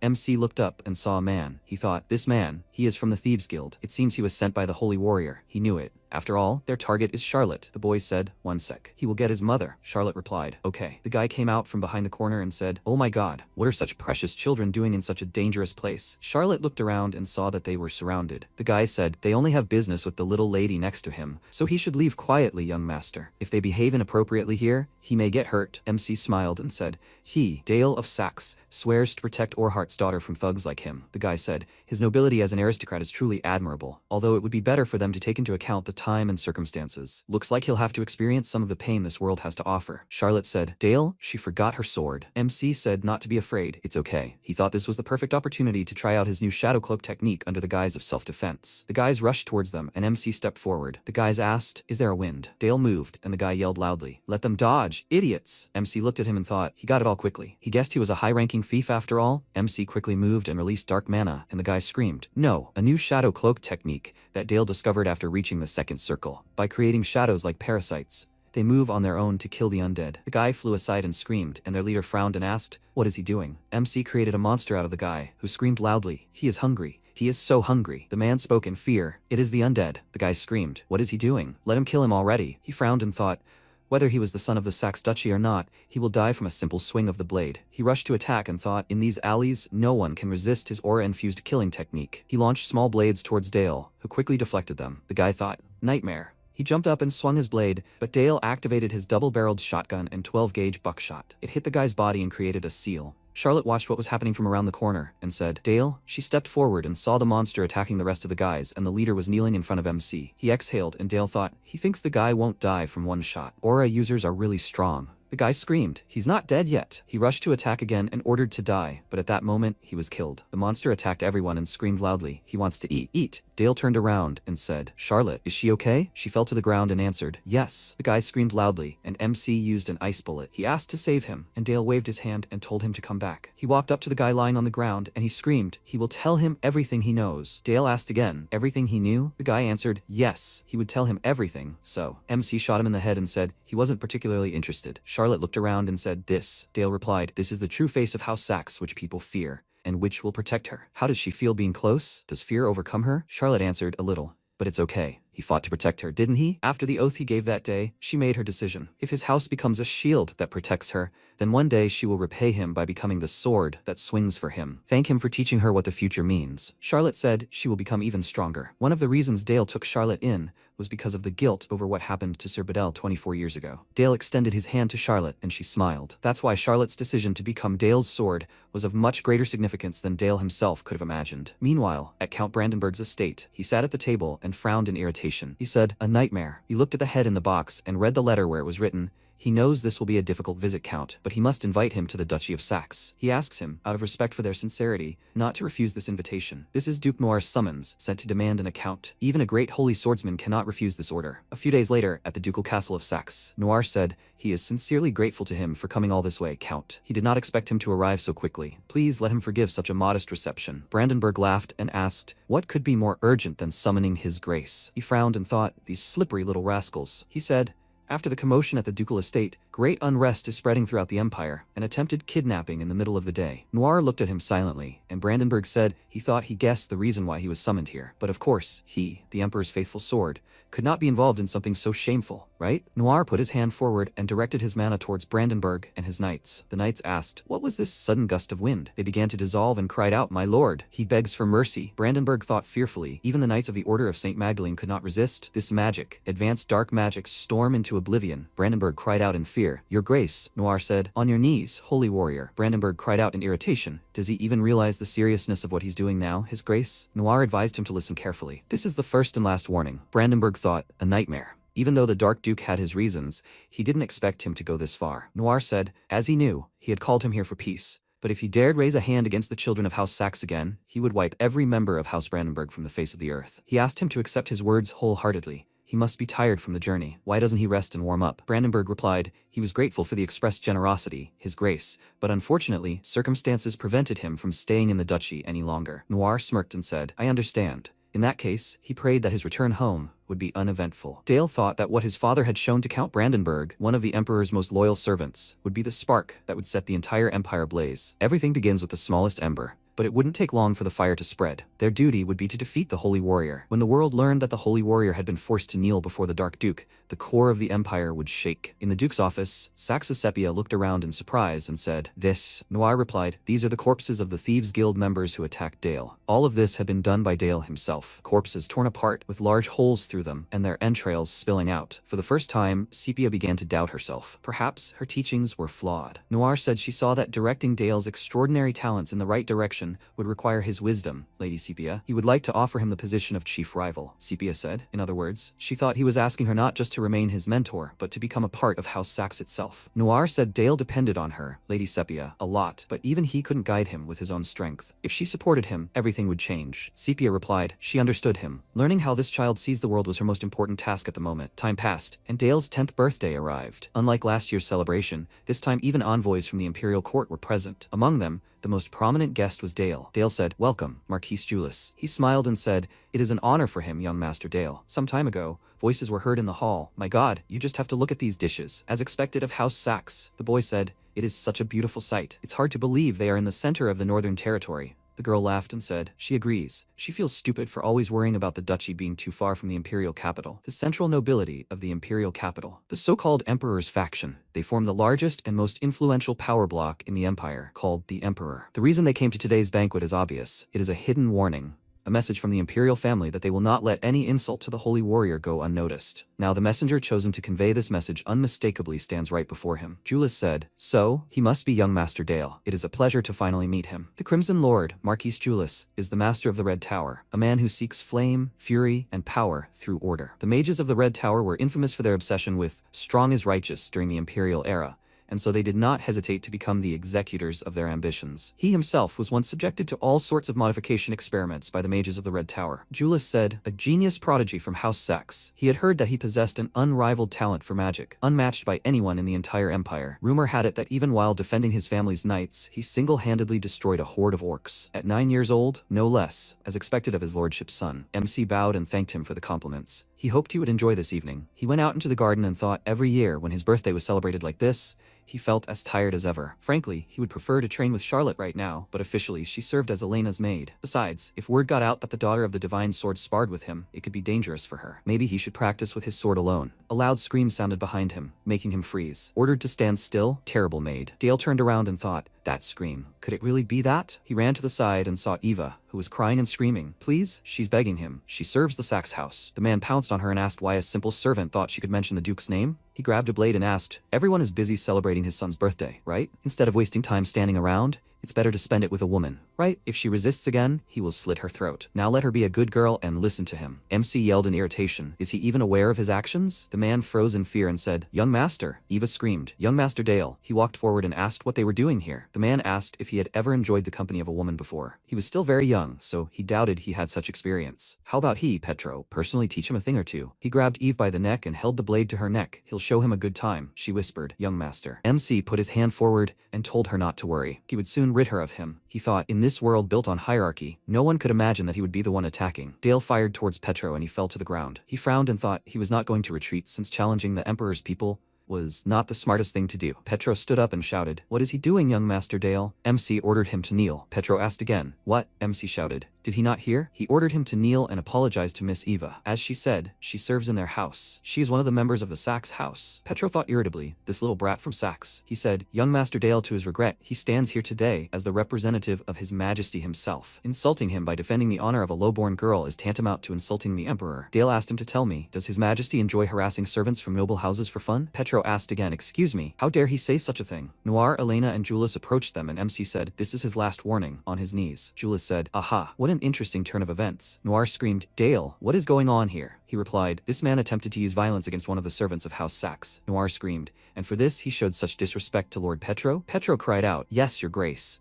The young master was acting recklessly. Dale stretched out his hand and screamed, who asked him to stand up? Their honored guests from the imperial capital have been entrusted with the great duty of acting in his majesty's stead. And yet, this man attempted to defame a common servant, tarnishing his majesty's name in the process. Therefore, he could not stand by and allow Lord Petro's shameful behavior to go unpunished. Julius laughed and said, well, what a clever young man. Indeed, he speaks the truth. Who would have thought that the one entrusted with his majesty's will would stoop so low as to attack a girl of low birth? Petro asked in surprise, Lord Julius? Julius released a fiery mana and commanded him to burn the filthy insect. Petro started to run and screamed, no. He said goodbye and Julius unleashed a stream of fire in his direction. Petro screamed loudly, it hurts so much. Julius said, everything they said is true. His duty is to destroy the worms who dare to insult the empire and the imperial family. He sincerely wishes him success, young Master Dale. The excitement subsided, the emperor's men left, and peace reigned in the Saxe house. After that, in the morning, Eva entered the room and said, young master, it's time to wake up. MC rubbed his eyes and hummed in response. He thanked her for waking him up. Eva replied, that's nonsense. Dale asked if she wanted to say something. Eva replied, well, thank you. It's a great honor for her that someone like her can serve him. MC looked at her carefully and wondered if that was all she dared to say. He had lived in two different worlds, but he was still unfamiliar with this feeling. He would have to get used to it. He smiled and thanked Eva. He thought, as the eldest son of the Saxe house, he understood the significance of this name, and he would use it however he could. If it helps destroy the empire, Noir said after a while, he's smart, Dale, but he's been acting strange lately. Is there a reason for that? MC was thoughtful for a moment, then replied, if the hero from another world hadn't died in the battle with the divine sword Badel, then the next place the hero's sword would most likely have appeared was the Saxe Duchy. Noir looked at him in surprise and said, that's a bold statement. Where does he get such confidence? MC replied, because. He thought about it. In his past life, he heard that the Empire was plotting against the Saxe house. The Empire abandoned the hero. They were afraid of what might happen if the leash their hound was on broke and attacked its master. Dale said, even though the hero from another world defeated the Demon King, the Empire didn't eradicate the darkness from the Demon King's domain. Instead, they issued an absurd order to seize the Demon King's lands, expand the Empire's territory, and unilaterally demanded sacrifices from their house. They even gifted the land to him. Until the darkness in this land is completely dispelled, the bloodshed will not cease. Noir listened intently, and MC continued. Moreover, people within the Empire and beyond its northern borders are pointing to them, House Saxe, as a clan of darkness. Just as they abandoned the hero, they will try to eliminate the internal risks, meaning those who could threaten them from within. Noir asked again, did they betray the hero? Where is he from? Dale replied, these are merely conclusions and inferences he made based on the records he read. It's perfectly logical. Officially, the hero accepted an honorable death after a brutal battle with the Divine Sword Battle. Noir thought it was only natural that he would be surprised. After all, only a few know the truth about the hero's death. MC said that if his theory was correct, then the Empire was simply an oppressor who took over weak countries by force. Noir looked at MC carefully and thought, this child is wise beyond his years. He asked, so what does he think House Saxe should do to move forward? Dale replied that House Saxe could never coexist with the Empire. Therefore, they must destroy the Empire. Noir's eyes widened in surprise and his expression darkened. He asked, Dale, does he even understand what he's proposing? MC replied, he's not saying they should immediately raise an army and rebel in 10 years. Noir asked again, 10 years? MC replied, even now, resistance groups on every continent are seeking independence. There are vassals like him, Duke Saxe, who fear the Empire will turn its blade against them. The economy is shrinking, banditry is growing every day, and although the unification of the 7 continents is over, the effects of the war have only worsened. By then, they will gather forces to defend their home from the Empire. They will support resistance forces operating in various regions, and he presented his plan for the fall of the Empire, and they discussed it until sunset. Dale asked what he was thinking about. Noir grinned and said, his talents truly know no bounds. He sees things that even he doesn't. He is so proud that he is his son. From this day forward, he will no longer be just the Duke's eldest son and a mere 10-year-old. He will treat him as his heir, the boy who will one day lead House Saxe. MC said in surprise, father. Noir patted him on the shoulder and said, as the head of the family, he will listen to his words and respect them. Dale thought he'd been waiting for this day when he would finally receive the authority to rule House Saxe with his own hands. Noir told Dale to speak without hesitation. What decision would he make regarding their family at this point? MC asked. He said he would treat him differently. Right, father? If so, then let him grant him permission to go to the Tower Challenge in Necropolis. Noir looked at him questioningly. The Tower Challenge is a kind of game in which one must determine one's rank among mages, where they will meet the Guardians of the Magic Tower. Defeating higher-ranking Guardians increases their status, and the strongest among them will receive the title of Tower Elder. The one who reaches the very top receives the title of Magic Tower Master. Noir asked if he really wanted to go to such a dangerous place where he could lose his life. It was too early for him. He hadn't even passed his 3rd circle yet. Dale replied that he would soon. Noir spoke up. Usually, one can only pass the 3rd circle between the ages of 20 and 30. Even for someone like him, who had already passed his 2nd circle, it won't be easy. Dale said that this decision concerns both him and House Saxe. Noir asked why. MC replied that if he proved his worth in the test, his status as his heir would strengthen his position, and he would gain a reputation worthy of trust, not one built on rumors spread by gossips. Noir asked, is that why he wants to take the tower test? MC replied, yes. Noir smiled and replied, all right, he leaves this matter to him. Dale happily thanked him and said that he would prove it to his father. A few days later, in the city of death, Necropolis, the mages looked towards the arriving carriage and said they thought they had finally arrived. They bowed and cried out, they humbly come before the Dark Duke. Dale got out of the carriage and yawned, his mouth wide open. He looked at the mages and wondered if he had overdone it again this time. Someone spoke. It was Duke Saxe. Young Master Dale is with him. They laughed and said, they say he is a genius, unparalleled in the Empire. Is that true? The guy said, although he does not look very well today. The other told him not to doubt it. He heard that he wields a sword on par with the knights of the ducal court. Velik smirked and said, what nonsense. He, Velik, is the best graduate of the academy, the one destined to win this test in the tower. The guy said, this noble boy looks like he will fall if he even touches him. Eris bowed and said, they pay their respects to the Tower Master. Noir said, they have not seen each other for a long time, Eris. She replied, it is an honor to serve him, young Master Dale. Eris, she's the Elder of the Tower, the Secretary General,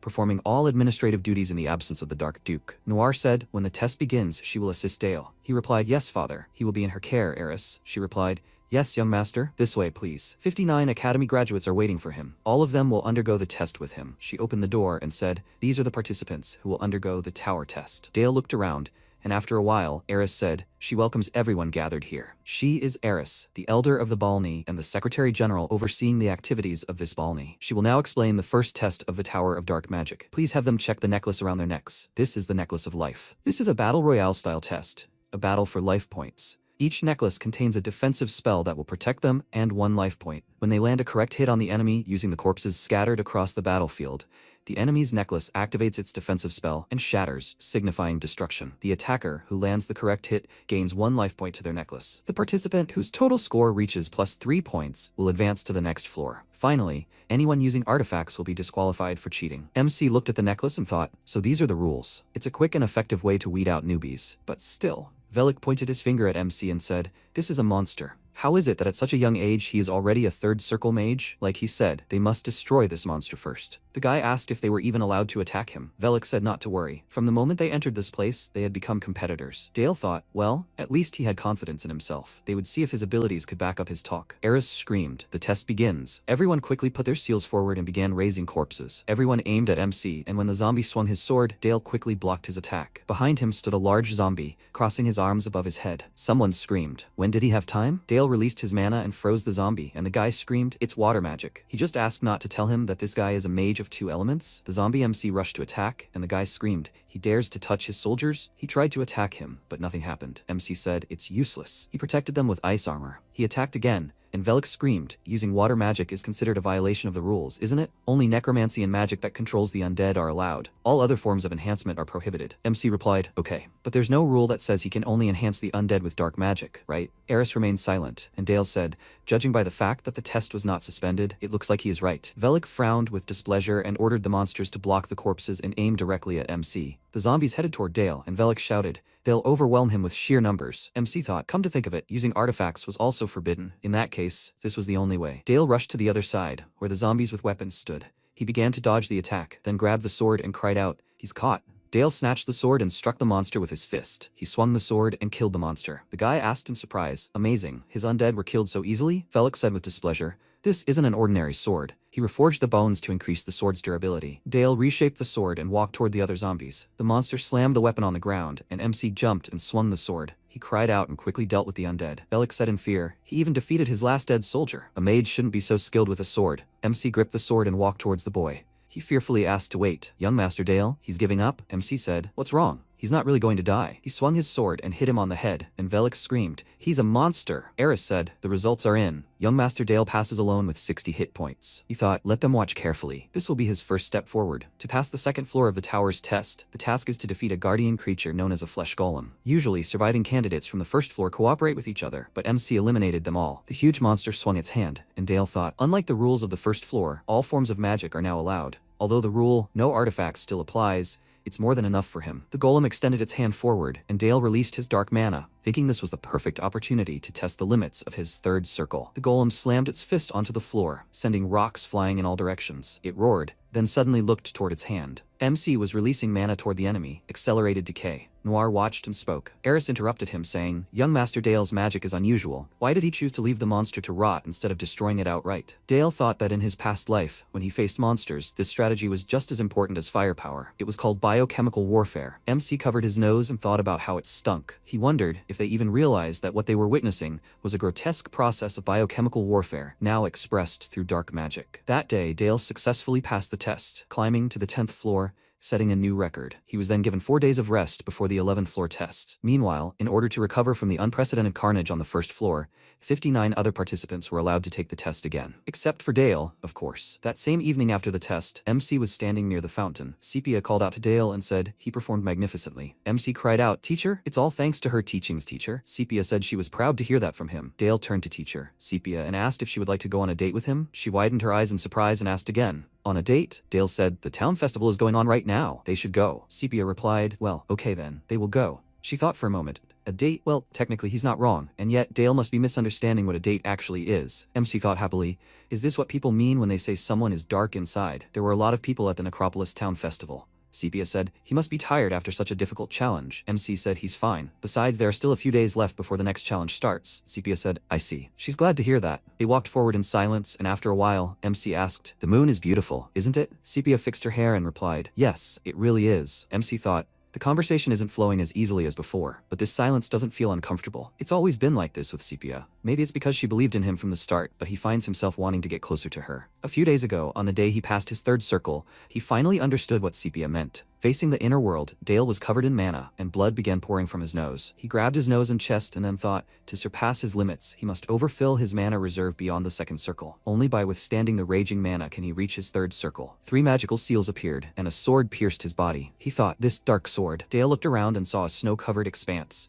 He said, this place. He thought, when a person immerses himself in deep meditation, an inner world inevitably manifests. So this is it. This is his inner world, his world of awareness. From the very beginning, there was nothing here, only absolute emptiness. MC thought, and in this empty world, Master Sepia extended her hand to him. Maybe that's why. Sepia asked Dale. He thought she is the one who brings light to his world. He said, teacher, he likes her. Sepia widened her eyes in confusion and asked again, what did he just say? MC answered, he said he liked her, teacher Sepia. She smiled and hugged him. She said, I see. She really likes him too, Dale. He thanked her and thought, reliving certainly has its perks. A few days later, the tower test began, the 11th floor. MC thought he hadn't succeeded with Sepia. She probably dismissed it as the childish impulse of a 10-year-old boy. For now, he will focus on the exam. Eris held out her hand and said, the format of this test is a one-on-one magic duel. The winner advances to the 12th floor. The master of the third circle, Albert Rosenheim, said, it is an honor to meet him, young Master Dale. Don't expect him to be lenient towards him just because he is a child. The trial of the 11th floor allows the use of all kinds of artifacts and magical strategies. This means that the necklace of life cannot guarantee his safety. The restrictions on the use of artifacts are lifted. He does not need to hold back. He will crush him completely and show him the difference in power. Albert released mana towards him and said,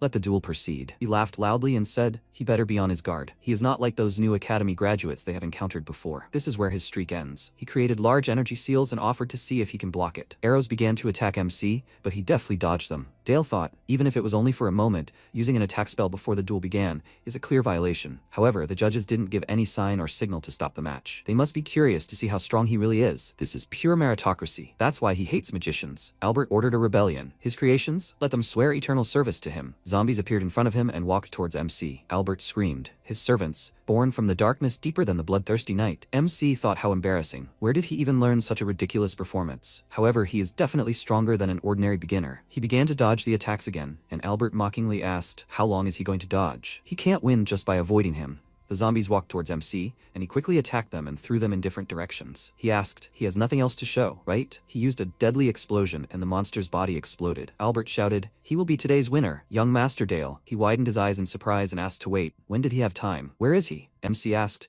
isn't it a low act to deceive a child? Albert started looking around and asked where he disappeared to. Dark streams of mana enveloped Dale, who moved behind him, and said, he looks a little worried. It was a clever sneak attack, but it was clearly not enough to defeat him. He used shadow transformation. Dark tentacles grabbed Albert's legs and a voice rang out, he's hungry. He's hungry. Can he eat him? Can he? He'll ask to let him eat already. A huge dark dragon appeared in front of Albert, and Dale said, okay, but don't overeat. Everyone looked at what was happening in fear, and Albert screamed loudly. The tentacles grabbed his body and someone screamed. No, Dale said.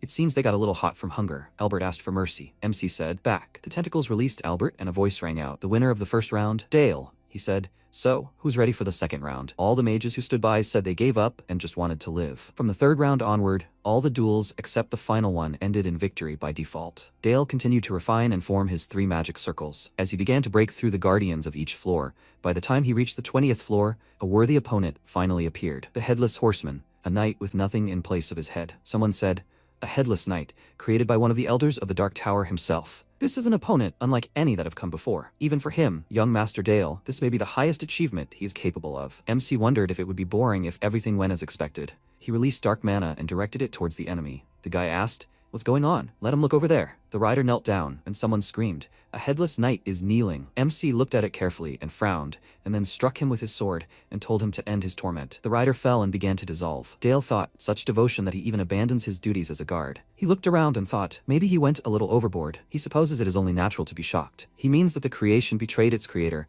and swore allegiance to him. This proves that he has reached a level equal to that of the Elder of the Dark Tower. He didn't intend to go this far. He has already proven himself enough. Should he go back? He walked to the side, and someone asked where he was going. This is the exit, isn't it? Why is he going back? MC thought, even if he could climb higher, there was a line he must not cross. Beyond this level lay a realm feared even by monsters, something truly unknown. And thus, Dale's trial came to an end, as did the tower's trial. A cry rang out. The master of the magic tower had arrived. The entire dark tower rose in unison, as if at a military parade. Nobles and elders alike demonstrated their devotion. Every tower mage paid their respects to father and son. Thanks to Dale's stunning performance, the northern territories began to unite under their banner.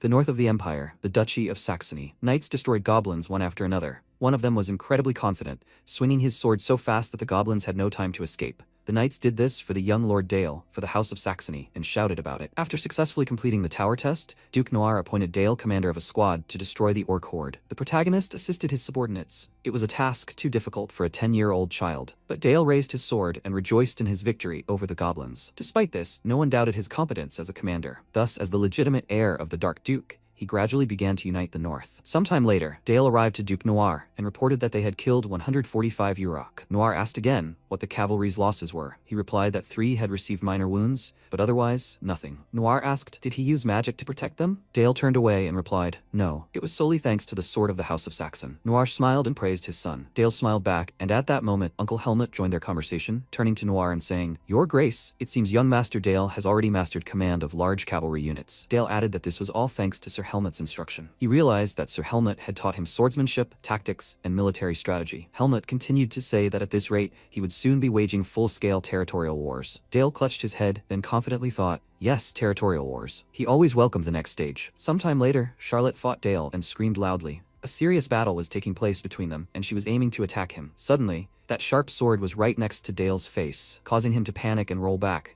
But he easily and deftly avoided the blow and looked at his opponent with a smirk. Their swords clashed again and again, continuing to fight equally. A moment later, the sword was near Dale's throat again, and he muttered in surprise that she had become much better. Charlotte looked at him sadly, then said that he knew she couldn't compare to him. He chuckled and asked again, had he teased her too much? She replied, well, he's already a 3rd circle mage and has reached the 20th floor of the tower. Since then, everyone addresses him as Young Master Dale, and so on. Aren't they tired of it? Dale asked her not to worry. She will get stronger too, Charlotte. Considering she's only 10 years old, she's already exceptional by any standard. Charlotte got angry when he said that and blushed, frowning. After that, she started yelling at him to stop talking to her like a child. Dale replied that she was a child, and Charlotte pointed her finger at him and yelled that he was a child too. He pointed at himself and asked again, him? Actually, he was already an adult. Charlotte told him to just move on. After some time, the protagonist was already in his quarters, opposite Uncle Helmut, who decided to hold a new lesson today. This lesson was dedicated to the hammer and anvil tactics. He demonstrated various methods using chess pieces on the table. In battle, when cavalry forces are engaged on one or both flanks, the cavalry's task is to break through the enemy's flanks and encircle them. Meanwhile, the infantry blocks the enemy cavalry's advance. The hammer and anvil tactics are so named because it is like placing iron on an anvil and hitting it with a hammer. This tactic relies heavily on cavalry. Dale wondered if this was truly possible only thanks to the black cavalry. Warfare patterns are similar in every world. At this point, he replied, by the way, how's Charlotte's training going? He pondered Charlotte's progress. Although she can't compare to him, she's truly doing remarkably well. She's already grasped her basic swordsmanship, and soon she will officially inherit the aura development and swordsmanship of House Saxe. However, there's one cause for concern. Dale asked again, is Charlotte's compatibility with their swordsmanship style? While mages transform mana into magic with their heart circles, knights transform aura mana with their cultivation methods. Mages build magical towers by mastering structure, while knights reform orders by passing on their swordsmanship techniques. Among them, the Black Cavalry of the North resemble war chariots. The power of the Night Raven Knights of House Saxe clearly demonstrates that the Northern Knights specialize in disrupting the battlefield with brute force. The problem is that Charlotte's swordsmanship relies on speed and fluidity. She wields a swift, free-flying sword. Given her talents, she could possibly reach the lowest rank of the 7 sword masters, but she will never become the first sword. The pinnacle of the 7 swords is the position her father once held. Dale uttered, Sword of Blossom, if only this swordsmanship still existed. Helmut frowned with disappointment, then said that, however,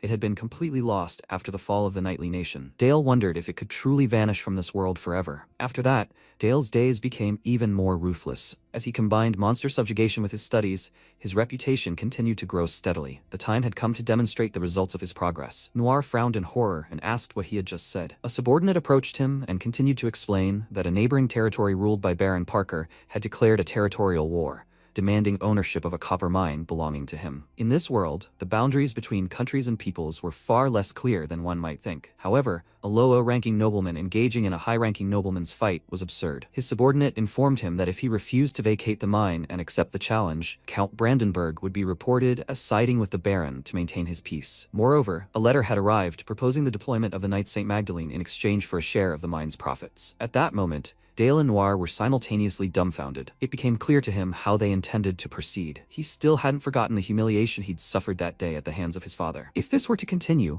Dale would respond in kind. Did Count Brandenburg really intend to continue in this vein? From that day on, he must have been thinking only about how to repay the humiliation he suffered at the hands of the Dark Duke. But it would be difficult for him to openly start a territorial war, so he decided to settle the matter in a border region where his presence would be controversial. He was just a pathetic worm. At that moment, Dale turned to his father and announced that he would personally command this battle along with the Knights of House Saxe. Noir snapped, No, it was too early for him to take this on himself. He must refrain from rash statements. War against humans is completely different from exterminating monsters. Noir turned to Baron Grinbelt and asked him not to worry, as he would personally guard his mine. Grinbelt thanked him for these words, and Dale was greatly upset by his father's distrust. When he arrived in his room, he turned to his uncle and sighed sadly, saying that he knew better than anyone that he could do this. Why wouldn't his father listen to him? Helmut asked him not to pay too much attention to the Duke's words, as he must be disappointed, but he certainly had his reasons. Dale didn't know what to say, and Helmut said that in any case, he had something prepared for him. At that moment, he looked to the side and asked,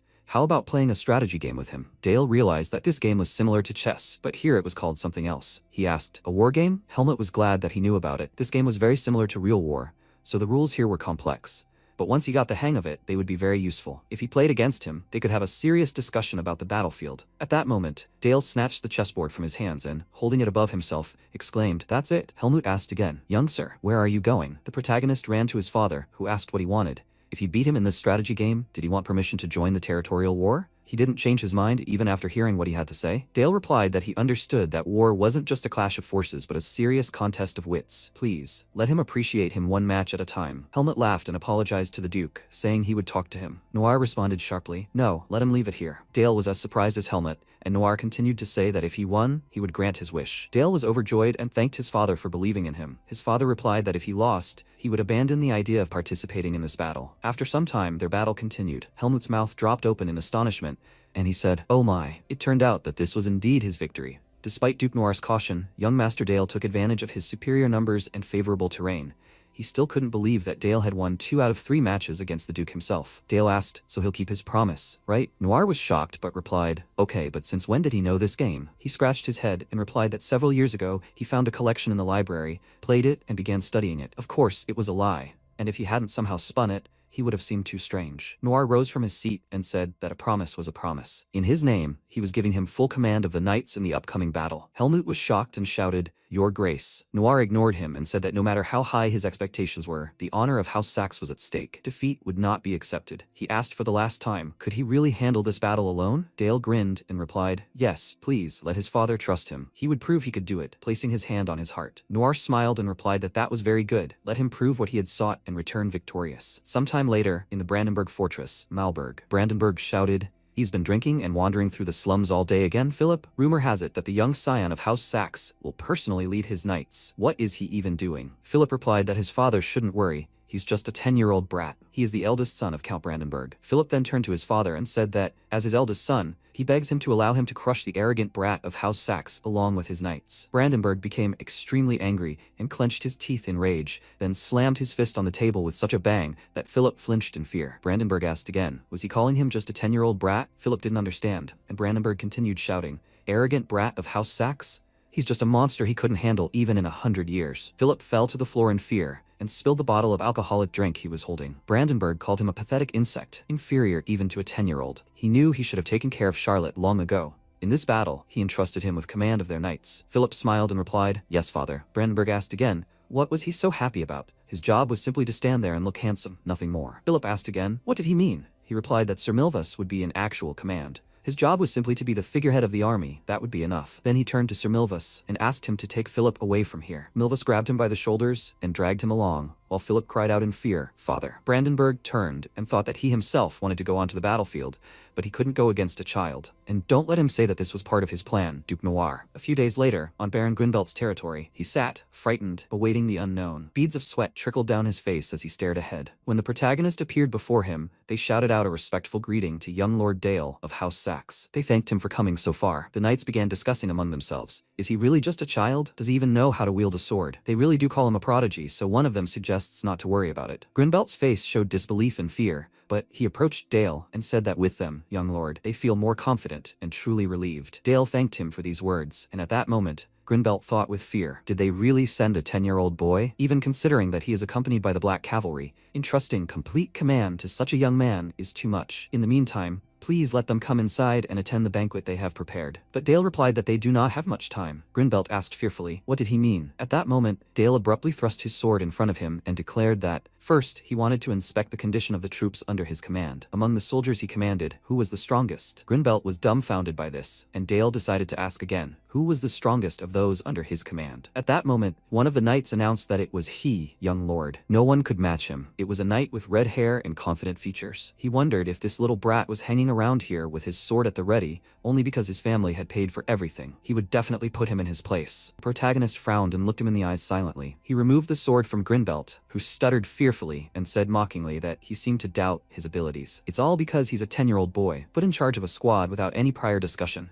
Right? At that moment, he slammed his sword on the ground and declared that he, too, had every right to doubt them, but there was a surefire way to dispel their doubts with a sword. However, he was perplexed by the fact that the so-called strongest knight he was boasting about was very drunk. Therefore, there was no need to test his competence. He had personally confirmed his doubts. Or is drinking necessary for courage? Enraged by this humiliation, he drew his sword and said, "Very well, young sir," before aiming it at Dale's chest. He stated his name and declared that he would defend his knightly honor with the steel of the Baron's sword. The protagonist looked at him with a smile, and a moment later they found themselves on the battlefield. Dale stood confidently before his opponent and asked, "He's heard of his sword, right?" Harback clutched his head and laughed at his words, then spoke up. "But of course, the infamous special sword." Dale wondered where his confidence came from. Did he really have an ace up his sleeve? At that moment, Harback shouted that he would attack him immediately. When he deftly and sharply advanced, Dale easily parried his attack, and his sword collided with his hand. Dark magic emanated from the protagonist's hand, and Harback was dumbfounded. A moment later, the protagonist had dealt so many blows that he was forced to retreat. Dale grinned and thought that he couldn't even infuse aura into the blow. However, using an aura blade is only available to a small fraction of the elite, and yet, he was giving it his all. He should reciprocate. At that moment, Dale straightened up and created a magical seal in his hand, from which even more magical power emanated. Harback was frightened and screamed, "What is this?" Dark magical forces began to approach him from the ground, attacking him. He froze, gritting his teeth in anger. He began swinging his sword to defend himself, but it was no use. He realized Dale was attacking, and the artifact was making it impossible for him to concentrate. Their battle continued while Dale stood firm and steadfast. He mused that, in terms of skill, he wasn't all that impressive. Suddenly, something alerted him, and Dale looked ahead questioningly. Harback fell to the ground, clutching his chest, when other knights suddenly ran up to him and asked if he was all right. The protagonist was in shock at what he saw. He couldn't understand. Had he really fallen? Was he really that easy to defeat? Harback was helped up, and at that moment, Grinbelt shouted, "Young Master Dale, what are you doing? He's disabled one of their best knights right before an important battle." Dale grew angry and said, "Baron Grinbelt, does he not understand the situation? With such pathetic knights, he will only be a liability in the coming battle. Or did he plan to sit on the sidelines while House Saxe did all the dirty work?" Grinbelt was dumbfounded by what he heard and asked again, "What?" Dale continued asking questions. Was this man really the strongest warrior of their order? Harback lowered his gaze, ashamed, unable to answer. Dale confidently declared that House Saxe would always defend an ally without hesitation, but that did not mean they could neglect their duties. Therefore, for now, their knights would act as their swords, and now they must choose, obey him or lose their support. A moment later, all the knights bowed to him and knelt before Dale. They shouted their oath of allegiance to him. Night fell some time later. Alina lay in bed, in tears. Noir approached her, wiped the tears from her face, and said there was no need to worry. This child exceeded all his expectations. He was sure that when he grew up, he would achieve unimaginable heights. Elena continued to lie there, not answering her husband. Noir stood and smiled, saying that one day their son would lead this world itself. Meanwhile, the protagonist clutched his head and realized that everything was hopeless. He had lived like a frog in a well, and was only now beginning to realize how pathetic the world beyond it was. All around him were incompetents, every single one. It was no wonder the Holy Sword decided to invade this territory. He surely knew the truth about Grinbelt. Well, in that case, he had a plan. The next day, the weather was fine, and Harback was dragging a heavy load behind him. It was a huge stone he was dragging with ropes, and suddenly fell to the ground. The knights around him shouted that it was too early for him to collapse. He must rise now, weakling. Did he really dare call himself a knight from the north? Dale, sitting nearby on a throne, watched everything unfold. Harback shouted that he was wounded, and Dale kept saying that he hadn't done anything properly, and was already whining. He turned to Bale and told Baron Grinbelt to train the knights in everything, starting with endurance training, as they were good for nothing. Baron listened to the order and set to work. Dale also asked that someone be sent to Baron Parker to tell them they would like to propose negotiations. The knight repeated the question. "Negotiations?" Dale confidently replied, yes, he shouldn't be afraid, as he had no intention of accepting humiliating truce terms. He simply wanted to see someone before the battle. Sometime later, the men arrived at the negotiation site, on the border between two baronies. Dale sat alone at the table, waiting for his partner. He understood they had a couple of weeks left, tops. Considering the Knights of St. Magdalene had embarked on a long campaign across the continent, their meager supplies would likely strike first. Parker's defense force couldn't be underestimated. The protagonist's subordinate reported that Lord Philip had arrived. Dale glanced at him with a smirk and thought that, as expected, they had sent these two. This pawn, Commander Philip, had even powdered himself to come out to him. Philip grinned at him, causing Dale to wonder if Sir Milvus, the real commander of the battle, was standing behind him. The protagonist greeted Lord Philip, who sat down at the negotiating table with a sneer and asked, "Does he want to negotiate? After all, real war is no place for weaklings." Dale smiled silently, looking at him, and then asked again, why did he accept the request for negotiations? He replied that there was a reason, when Dale suddenly said he hadn't asked him. Philip was surprised and asked again, "What?" Dale replied that he wasn't particularly interested in the opinion of a puppet acting as his superior. He addressed the real commander behind him, Sir Milvus, the true sword. Philip was surprised and asked again, "What did he just say?" Dale asked again, "Isn't that so? Why else would the sacred sword be trusted with command of an entire army by such a mediocrity?" Philip was angered when Milvus suddenly shouted at Lord Philip not to listen to him. Philip clenched his fists and called him a little shit. The fact that Count Brandenburg considered Philip a disgrace was a secret known only to his closest confidants. But how did the boy even know about it? Dale continued, how could it be that his deeply revered father didn't have an ounce of respect for him? At that moment, Milvus shouted that the negotiations were over. Lord Philip, they would not linger here and must return immediately. Philip's hands shook and he replied that they were returning,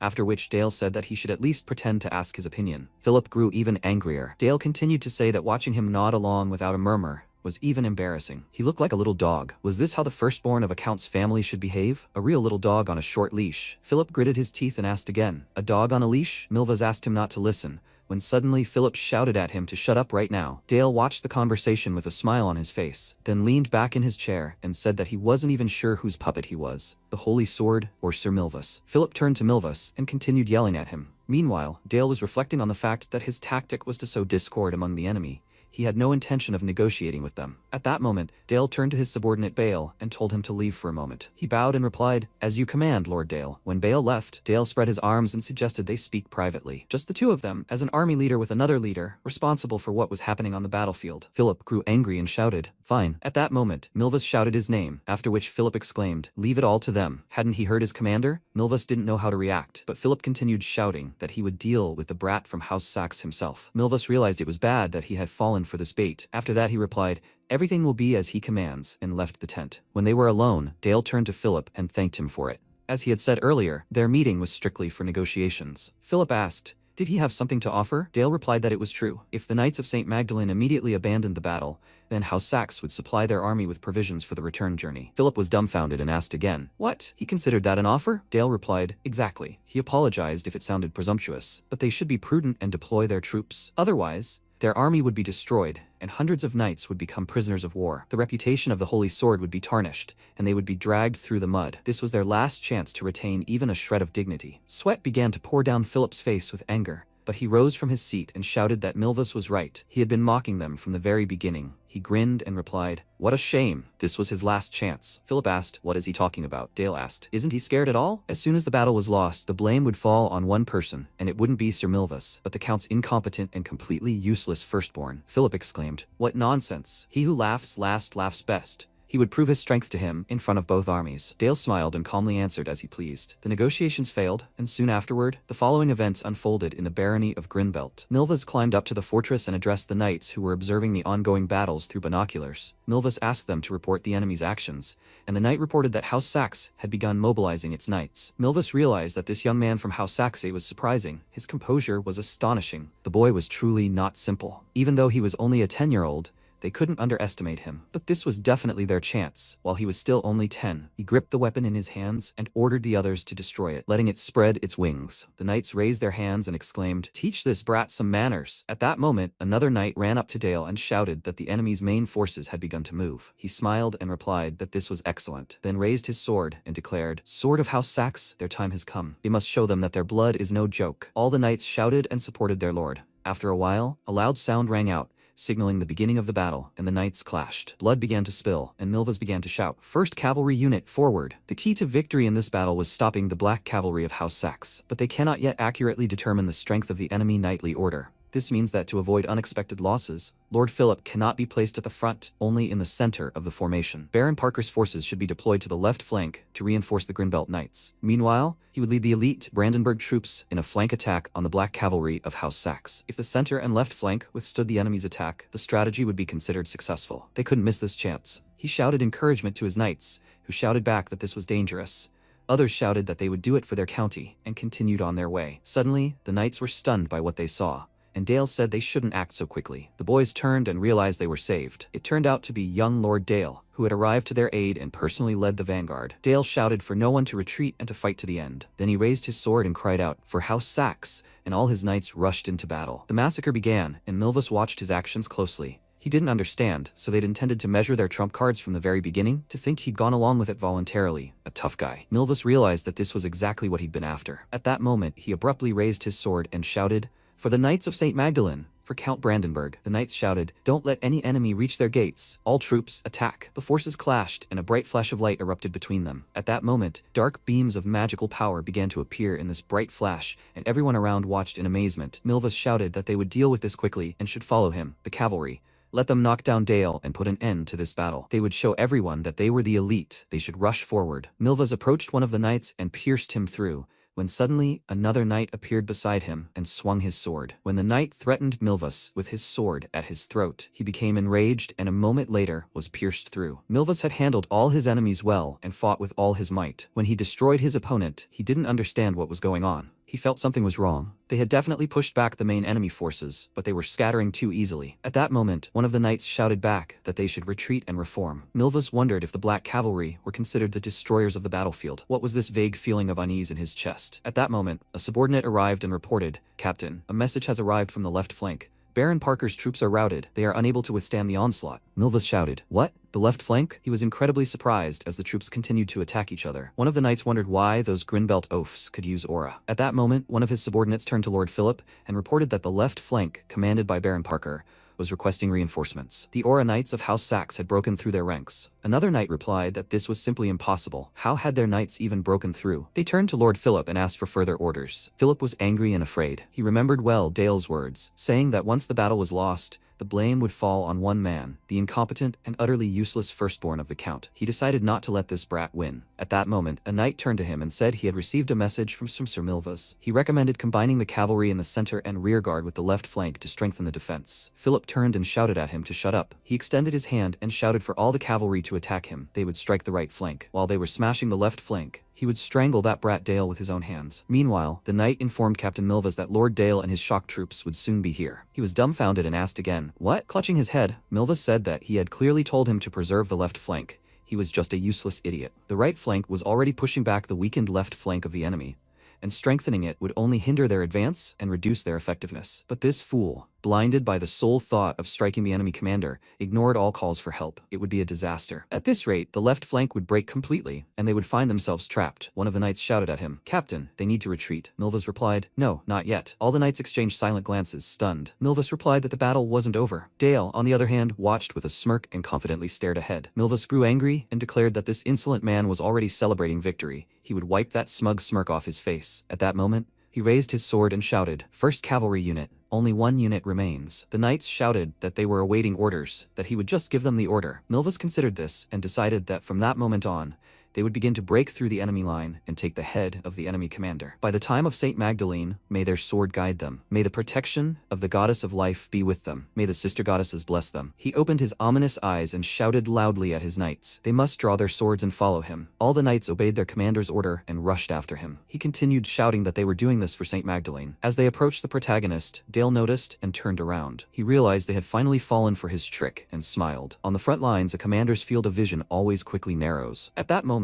he stopped and, turning back, drew his arrow, thinking that the hardships of war and anxiety dulled his ability to think clearly. Perhaps the army, too, couldn't escape this fate. At that moment, he froze and asked again, "Magic?" The protagonist smiled and used an ice bullet. Then he asked again, "Is this the first time he's seen magic?" Thanks to this magic arrow aimed at an entire knightly regiment, the army began to crumble. One by one, the horses began to fall, along with their riders. Milvus turned around in fear and realized he was shooting so accurately, some of them galloping forward. The spell itself already impressed him, but without proper horsemanship and archery skills, he wouldn't have been able to hit the target. At that moment, the protagonist cast a spell to summon an ice wall. At that moment, an ice wall appeared in front of the knights, blocking their entire path. The knights were dumbfounded by what they saw, and Dale shouted, "Now! All forces must rush to the attack." All the knights listened to their lord's order and shouted that they must not let their swords reach the young lord. They would protect him with their lives. A moment later, they began to fight tooth and nail with their enemies, and Milvas clutched his head, realizing they'd been tricked. Their original goal wasn't him and his squad, but division. To top it all off, Lord Philip had made the worst possible move. Philip watched as the knights around him lost their heads. Because of him, the main forces had shifted to the right flank, and their formations were now completely destroyed. He screamed with incredible anger and cursed. So this was the only option now, but before he could fully consider this sentence, he suddenly cried out loudly,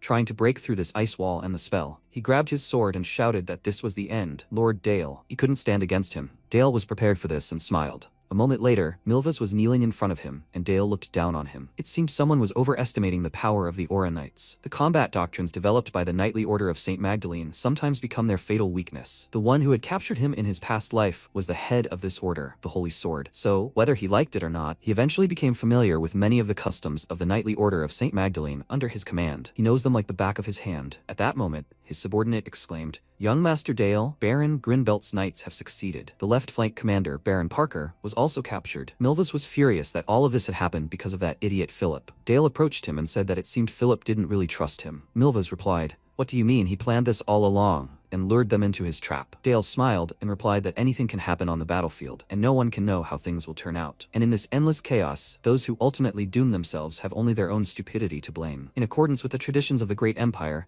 he was prepared to show mercy to those who begged for mercy for a few gold coins. So, will they pray for their lives? At that moment, one of the knights shouted, "Don't make him laugh. They would rather die than beg him." Dale snapped his fingers and asked again, "Really?" He'd used his magical power to pierce one of the opposing knights, telling him to die if he did. He let out a terrifyingly loud cry of piercing pain, then turned to Milvas and asked, "What about him?" He stared silently at the ground, when suddenly the knights under his command were dumbfounded when they saw him bow before Dale. He knew he wasn't afraid to die, but only then would he show the knights how dangerous this man was. At that moment he shouted for everyone to kneel immediately. They were invoking the merciful traditions of the Empire and surrendering, and also asking for proper treatment of prisoners of war. Dale looked at him silently, then asked again, "So they're even willing to beg on their knees for mercy?" In that case, he wouldn't drag this out any longer and said, "No." Milvas was surprised and looked at him in bewilderment, when suddenly Dale sharply stated that none of them would survive and smiled. After that, he ordered them all to be killed. Even the warriors of the Allied Order held their breath for a moment at these words. According to imperial custom, captured knights were released after a ransom was paid, but Dale's voice was unyielding. Within moments, all of the commander's knights were slain and destroyed, except Milvas. For Sax's knights, only his orders existed,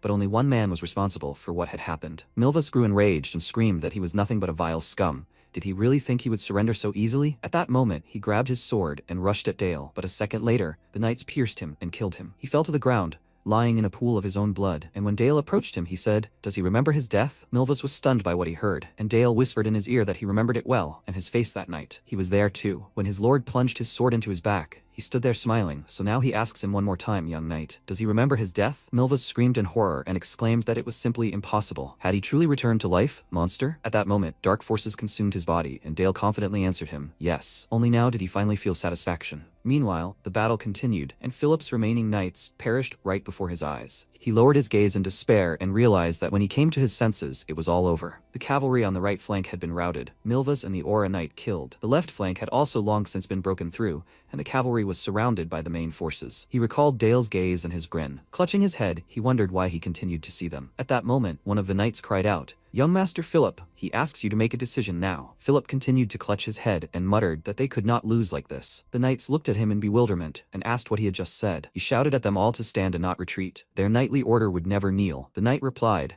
that if they did not retreat, it would be the end for them. Philip asked again, would he contradict his commander? They must go forward to the last battle. At that moment, another knight ran up to him and cried out. Philip became frightened and shouted to stop him and protect him. If only he had known that everything would turn out like this, he would have drunk more often and hugged his women tighter, and would have preferred to die in bed, not on the damned battlefield. He covered himself with his hand. Meanwhile, the knights, led by Dale, shouted with joy. Everything went according to plan, my lord. Nothing less was expected from young Master Dale. Master Philip was captured and shouted at him to let him go immediately. Dale replied that it seemed he truly didn't know when to retreat. Philip was already kneeling in front of Dale, shouting at him to choke on his victory.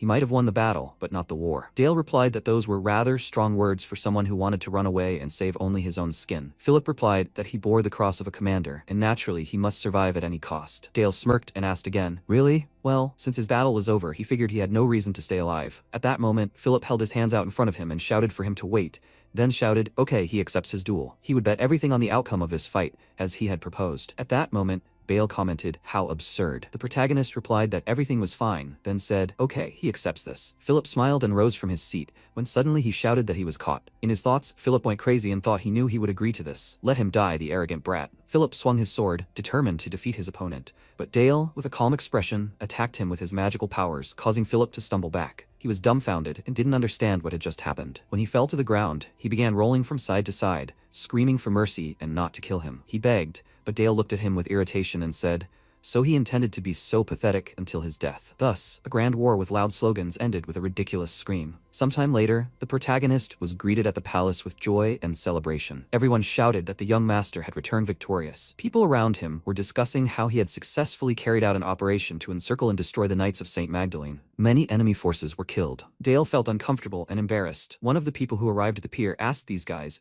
"What's so good about this? A sea of blood had been spilled on this battlefield. Did God really want all these people dead? Now this child's blade is aimed at the enemy, but one day he will not hesitate to direct it at his own people." It was Cardinal Nikolai, from the Church of the Goddess of Life. He grinned and decided to influence the people around him. When Dale arrived at the estate, he entered the room where his parents and sister greeted him. Liz was the first to run out and screamed with joy. He hugged her and asked if she missed him. Liz replied that she missed him very much and hugged him back. Uncle Helmut approached him and congratulated him on his victory in his first battle. Young Master Dale. Dale thanked him with a smile on his face, then approached his parents and sister by the hand. Charlotte and Sepia stood nearby, watching his steps with smiles. When Dale approached his parents, he bowed and said that Dale of House Saxe officially reports the enemy has been defeated, His Grace. Dale placed his hand over his heart and knelt to convey this joyful news. Noir replied that he had done a magnificent job and led his troops to victory. Dale responded that this victory was only possible thanks to the sword of House Saxe. He turned to Sir Bale and thanked him for guiding Dale. Elena smiled and said that he must be very tired after the battle. He should go and rest. Dale thanked his mother for this and smiled into her face. He had not been home for several months, and the feeling of being home was only now dawning on him. Meanwhile, Lord Brandenburg was furious at the terrible news. He turned to his crippled subordinates and asked where this Philip was,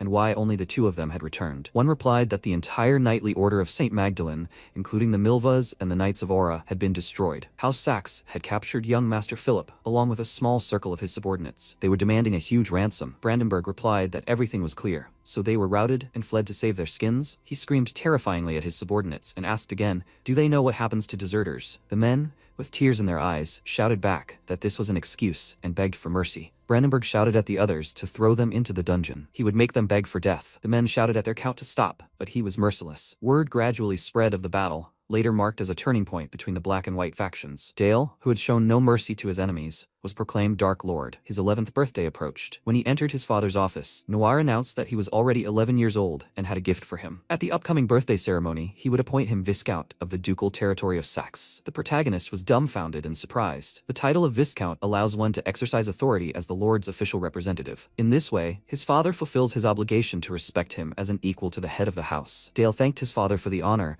and mentioned that, while he was at it, he would like to do something as his lordship's representative. Noir asked curiously, what is it? Dale replied that rumor had it that the Dark Lord had shown cruelty in that battle, sparing no prisoners of war, and also that the poor unfortunate knights, guided by God's will, fell victim to it. The church won't like that. Let him go on a pilgrimage to the papal states of Zestina. He intends to atone for his sins. Noir considered his proposal, then said he didn't understand it at all. Fear is a tremendous asset offering incomparable advantages, and he wants to give it up for the sake of the church's favor? He replied that their favor was worth it. Noir asked what he was up to again. He replied that he was indeed planning to make them an offer they couldn't refuse. Dale considered that this would also allow him access to forbidden grimoires. A few days before this situation, he had slept very poorly in his bed. He had a dream, and an unknown voice said, "Does he remember? Does he remember his death?" It was a skeleton, shaking his body. Dale replied that he remembered. The skeleton asked him to remember death and struck him square in the chest. At that moment, he woke up in fright and clutched his chest. He realized that this nightmare was the abyss of the mind. It was the darkest scene he'd seen in the world of the mind since he discovered it to form his third circle. For a mage, practicing control over his inner world is everything. But he was tormented by loneliness and nightmares from this very world. It was simply unbelievable. He was still too inept, and to fully control his world of the mind,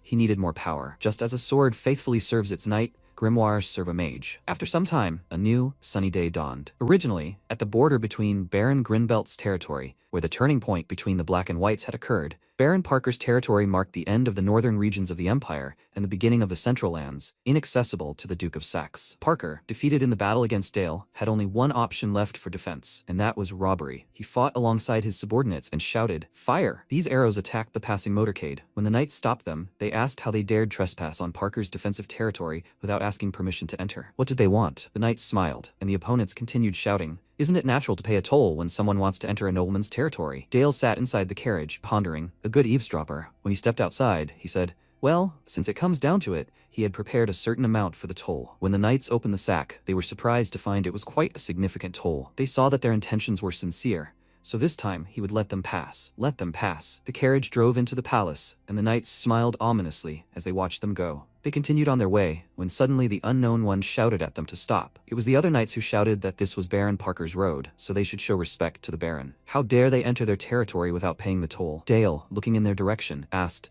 "Tax?" But they had just paid their comrades. "Is it legal to collect a tax multiple times from a single entry?" The bandit shouted, "Paid? What nonsense are they talking?" He's seeing them for the first time. They honor the laws of the Empire like no one else. If they value their lives, they must give everything they have. The unspoken rule after the turning point between Black and White speaks for itself. Baron Park sets the tone here. He is, after all, the hero of that battle. At that moment, Dale smiled and made a very loud noise, which stunned the knights. When he took off his hood, he asked, "A hero, they say?" But he remembers everything differently. One of the knights was dumbfounded when he saw him and shouted that this simply couldn't be. "Young Master Dale," he shouted to his subordinates, "don't panic. And just the two of them. They can win this battle." A multitude of knights crowded the slope and decided to attack the protagonist from different sides. The archers were to aim directly at him. Bale stepped to the ground and said that he awaited his orders, young Master Dale. He replied that they had enough of this childishness and must kill everyone. At that moment, one of the knights aimed his arrow at him, and they thought they could shoot them that way. But Dale, without making a move, trusted Bale, who destroyed all the arrows. He used his magical powers and replied that he understood his master. The knights realized that their arrows had been destroyed with incredible ease. At that moment, Bale pounced on the first of them and shattered his arm. He looked ahead confidently and rushed at the remaining knights, who were screaming and begging for mercy. Their commander shook and said that this simply could not be. He fell at the protagonist's knee and cried, "Young master, may he please forgive them. He swears to be faithful to him for the rest of his life." With these words, he handed him a bag of gold and continued shouting at him to show mercy to the goddess's sister. Dale smiled and asked again, why should he do such a thing? He had encountered many bandits like these while traveling across the central continent. Several weeks later, they finally arrived at the appointed place. When they looked ahead, they saw the incredibly beautiful papal state of Justina. They arrived there on a small boat by water. Bale steered it and announced that this was Pusel, the city of the Holy See. He looked around, wondering, the city of the Holy See? What nonsense. Although he had arrived disguised as a pilgrim, in reality, the word judge would be more appropriate. When he approached the gates of this palace, he confidently looked ahead and waited for the doors to open for him. When he entered the main office, he was greeted by His Eminence, Cardinal Nicholas. He smiled back, and Dale reflected on the white mage of Circle 6, one of the 12 clergymen who stood at the very top of the church hierarchy. Nikolai remarked that much blood was said to have been spilled on the battlefield that day, young Master Dale. The victims were adherents of the Knights of St. Magdalene. Truly tragic news. Dale knelt and replied that he was also saddened by the fact that such an event was considered a turning point between the blacks and the whites. Because of his short-sightedness,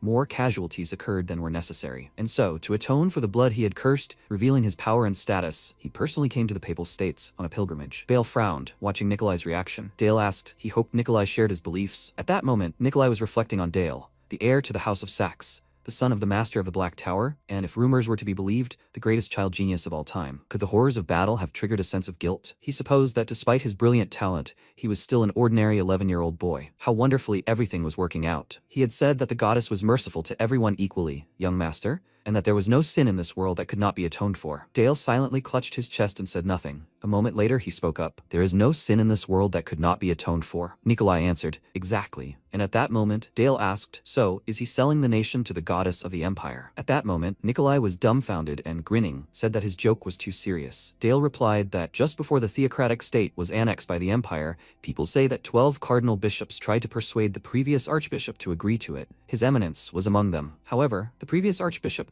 refused to listen to these persuasions until the very end, after which he was treacherously murdered by a conspiracy between the cardinal bishops and the empire's hunting dogs. Has the goddess forgiven them for their sin? The sale of their own country, His Eminence? Nikolai became enraged after these words, suddenly saying that he says he longs for redemption, But he himself is speaking such nonsense? He was so angry that bright rays of light emanated from his body, and he screamed. Does he really think the merciful goddess will now favor him? This is very funny. Dale asked again. Does he really think that killing a simple representative of the Duke makes the world indifferent? The Duke has no intention of digging into the church's dirty laundry, which is what they want, so this is the price for their silence. Of course, this was all a lie. Duke Noir probably had no idea he'd orchestrated it. Nikolai grew even more angry and, frowning, said nothing for a long moment. An awkward silence ensued, after which Nikolai said everything would be as he wished. Dale smiled and replied that he'd heard that the top level of the cathedral's dungeon contained a secret archive where the church kept forbidden books. These words surprised Nikolai greatly, and Dale asked for full access to the legal texts whenever he wished. He understood that the world's most terrifying grimoire, the Book of the Black Goat, was located on the lower level. As he descended into the library with a lamp, he reflected on the fact that only one person was permitted to enter the restricted section. Before entering, Nikolai told him that the church had no responsibility for anything happening down there. He could also take only one grimoire with him. He was forbidden to touch the rest. He must also swear an oath of eternal silence about their secret. Dale replied that he swears by the Duke of Noir. This is a sacred oath, which Nikolai handed over to him. It is sealed with their own hearts, and he and the Cardinal have sealed their oath with a magical contract, the pride of the White Magical Tower. Dale knew that without a doubt, if he broke the contract, his heart would break, and in any case, it wasn't such a big secret. When he approached the gate, he spoke the phrase written on the wall about this, and told all who enter to have hope. He looked ahead in surprise and nevertheless entered, opening the gate. Dale was tense and left the lamp behind. It's not without reason that this place is called Adam. This vast dungeon is called a library, and all the forbidden books stored here are uncontrolled treasures that have led to disasters. But just as an orthodox knight needs a good sword, a mage needs his grimoire. No matter how dangerous or imperfect it may be, the desire to possess an exceptional grimoire is completely natural for a mage. When he entered the corner of the library, he noticed something amiss. There were many magical knights, and he realized they were the guardians of this place. It seemed strange to him that a corpse would be used by those who boasted of their power of light. At that moment, the monsters pounced on him, but the protagonist easily crushed their heads with a single movement. No one was watching here, which meant he had no need to pretend. He used shadow bullet magic and routed the remaining knights who were attacking him. When they were all dead and unconscious, Dale remarked how pleasant it was to unleash his true power, and now he wanted to finish his business. He grabbed a dagger and cut his palm to draw blood. His blood began to dissolve into the air, and he uttered that he, Dale of House Saxe, hereby proclaimed himself the rightful heir to the Duke's immortal bloodline. As the drops fell to the ground, he uttered that the Black Goat of the Forest, commanding 1,000 descendants, was summoning him. He must come to fulfill the contract he and his clan of darkness had made. Dale realized he was hearing terrifying sounds of unknown origin, indicating that this blood was so powerful. He was dumbfounded and continued listening. Fresh blood of a mage. He wanted to make a contract. Let this child come here. He was digging this power for him. This child had made a contract not with him, but with another. These spirits began to argue among themselves about this, and one of them felt hatred and thirst, killing, death. Dale looked up, wondering if the sea of blood and scattered corpses was the world inside the book. One of the spirits offered to make a contract with him, and he would kill every last one of his enemies. He would hold a festival in the ocean of blood of those who stood in his way. Dale turned and looked at this creature with curiosity. Then he felt a strange atmosphere. That was the world of the grimoire, the Book of Carnage. The Book of Carnage is the secret art of the most depraved blood magic aimed at mass murder. As the name suggests, the power and value of this book are beyond comprehension. However, Dale asked this spirit to leave him. He didn't need him. He grew angry and shouted, "How dare he refuse him? Did he really think he could leave alive after this?" Dale smirked and asked, "Why not?" He used his magical powers, causing his opponent to retreat. This is just a pitiful world inside the book. His world can't influence him, and with his world, it's just the opposite. A moment later, the entire aura of the book shifted, and the protagonist began to wonder about the world consuming another world. It belonged to a bloodthirsty monster, whose twisted thoughts had given birth to the magic of mass destruction. How could the world of a sixth circle mage yield so easily to pressure? The spirit asked in response, how could the world of a child absorb him? Dale replied that it was simple. The number of people his master had killed was nothing compared to his own body count. He didn't even remember how many cities he'd razed to the ground. Now he understands, right? The spirit screamed in anger and lunged at him with his weapon, shouting, does he really think he would give in so easily? A moment later, he was completely shattered into tiny pieces and watched in bewilderment. He muttered that it was simply impossible and began to evaporate into blood. When the protagonist looked up, he heard a cracking sound and asked, "Is that her again?" A girl named Riri approached him and said, "Handsome man, why did you summon her?" He turned to her in confusion and she said she was truly glad to see him. She'd been terribly lonely this whole time. He would play with her, right? It was so cold and empty here. He silently watched her actions and remembered the Book of the Black Goat, a grimoire written by the immortal Duke Federico, who sacrificed his own daughter to reveal the secrets of death. That's why, although the grimoire's avatar took the form of a little girl, the one standing before him was not his daughter. Let her make a contract with him. the daughter of the black goat. She replied, okay, let him show her his world. He's a handsome guy. He replied, okay. And when Riri found herself in his world, she said with delight, is this his world? It's very beautiful. She really likes it. But suddenly they found themselves in front of Nikolai and his subordinates, and she asked, who are they? Nikolai was stunned by what he saw and realized he hadn't thought this brat would actually get his hands on that book. Dale turned to Nikolai and asked why he'd come all this way. He replied that he simply had, but Dale interrupted his agonizing reply and asked again, whatever happened down there? The church had nothing to do with it. Hadn't he said so? Had he really been worried? Apparently an oath alone wasn't enough. He'd come all this way to get rid of him. And he, a light mage, had chosen the wrong place. Nikolai grinned and replied that there had been a misunderstanding. He'd come because he was worried about him. Suddenly, Riri addressed Dale as a handsome man and asked if she could eat them. He turned around and replied that if she got a stomachache later, it wasn't his fault. She replied, okay. Nikolai grabbed his cross and said, in the name of the Father, the Son, the Holy Spirit, and began to cross himself. May he have mercy on them and grant them his mercy. They pray to her, Lord. It will come to them in the mercy and blessing of the goddess. The Lord of Light will protect them. They pray together. Hallelujah. May she deliver them from the devil's servant. Dale watched what was happening and replied that, as he thought, it would not be easy for them. At that moment, Nikolai's subordinates transformed into archangels with enormous wings and rushed to attack. Dale deftly avoided each attack and used a shadow bullet to hit and destroy his opponents. He said they were agile and could have evaded his attacks, but he expected nothing less from the angels. Nikolai asked if he might be a genius, but he was still a mage of the third circle. He could not fully wield the power of the Book of the Black Goat. At that moment, he continued reciting a prayer, and everything around him lit up with a bright light. Dale and Riri couldn't bear to listen any longer, when suddenly she screamed at him to shut up right now, growing even more enraged. She stood in the middle of the field, unsure what to do. Her tentacles were immobilized, and the angels were drawing ever closer, shouting that she must accept her sentence. Fallen one. She smiled, and at that moment, one of the closest angels was frozen in horror. They had all been routed by Riri's dark magic, which had simply lured them closer. Nikolai asked if they were okay. They couldn't do anything, and Nikolai was stunned by what he saw. The angels began to transform into terrifyingly frightening creatures, clutching their heads. Nikolai, unsure of what was happening, was frozen in horror. They all kept repeating the same thing, praise him, and this sight horrified the cardinal. The knights were stained with black slime, melting their skin and snow-white wings, and Riri enjoyed their screams. She extended her tentacles to one of them and said that she had not smelled this scent in a long time. She had waited for this for so long, so she should savor it properly, very slowly. The tentacles finished off the knights in a brutal manner. An evil entity devouring angelic flesh, the one who summoned it, a young master of the dark race, could not possibly be an ordinary 11-year-old boy. Words like prodigy of the ducal house or the greatest genius of the empire did not fully describe him. This was truly the spawn of the devil. This is exactly what Cardinal Nikolai realized now. Dale ominously approached him and said that no matter what happened, the parties bear no responsibility for what happened here. These are his words, right? Nikolai fell on his knees before him and begged him to spare him, and he asked, does he really want to live? Then what will he offer him in return? Nikolai looked up at him and excitedly said that he can offer him a lot of money and a church rank. And if he wishes, he will also get all the influence of the church under his command. Let him just say what he wants. He will give him everything. MC remarked that it sounded tempting. Nikolai smiled nervously, asking what exactly interested him, and he spread his arms out to the sides, saying that he was talking about everything he has. It looks like they need to change the contract. A vow, absolute submission, bound by an oath. At that moment, Nikolai had no other choice. When he finished with his business and returned to Riri, she said with a smile that it was so fun to play with him. She really likes his world, so she will wait for the next command. She grinned and showed him her tentacles, asking if he was afraid of her. Was he? He answered with a smile that he was not at all, and thought that she should not be summoned carelessly. It was too dangerous. He could not yet fully control this power, so he should not use it recklessly. It was better for him to save it as a trump card and use it at the last moment. She approached him and hugged him with her tentacles,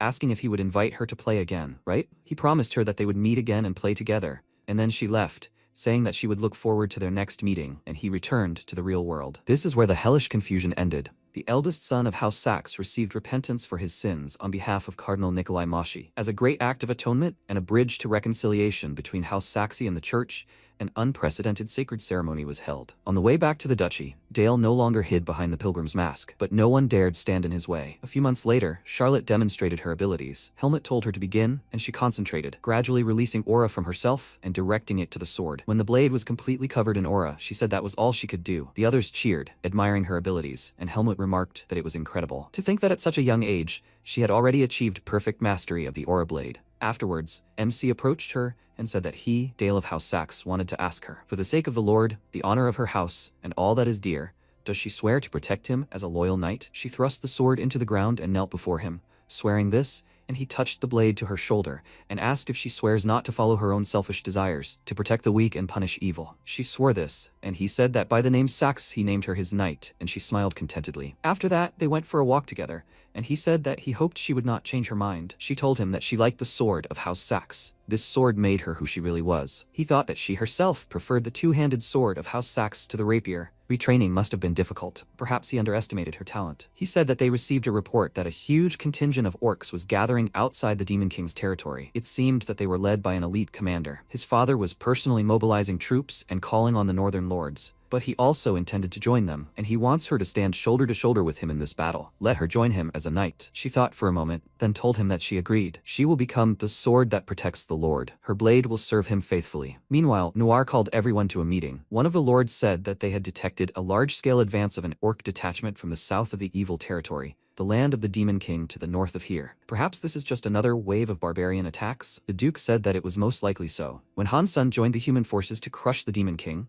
the people believed that peace would finally come. But the truth was that some demonic races fled south from the barbarian lands to survive. In the following years, their raids became known as barbarian attacks. The Duke said that an order had been given to convene the Northern Lords, the Dark Magic Tower, and all the wards of the Knightly Orders. This battle would be larger than any before. He turned to his son and said that the time had come to teach him how to use necromancy on the battlefield. That same day, in the Dark Duke's underground workshop, his first lesson in using necromancy on the battlefield began. His father asked him what he thought was the difference between a Death Knight and an undead soldier. He asked if it was the same difference as between a knight and a foot soldier. His father looked him up and down and asked, then what was the difference between a knight and a foot soldier? He thought about it and asked, in combat prowess? He shook his head and said that it was true, and at the same time, not so. Even if a person possesses great strength, it does not mean he can become a knight. He asked, so the difference is in the ability to use the blade's aura? His father confirmed this and approached the dead man, saying that this knight had recently fallen in battle. It was an aura knight who swore to dedicate his body to House Sax even after death. He snapped his fingers, and dark energy flowed into his body,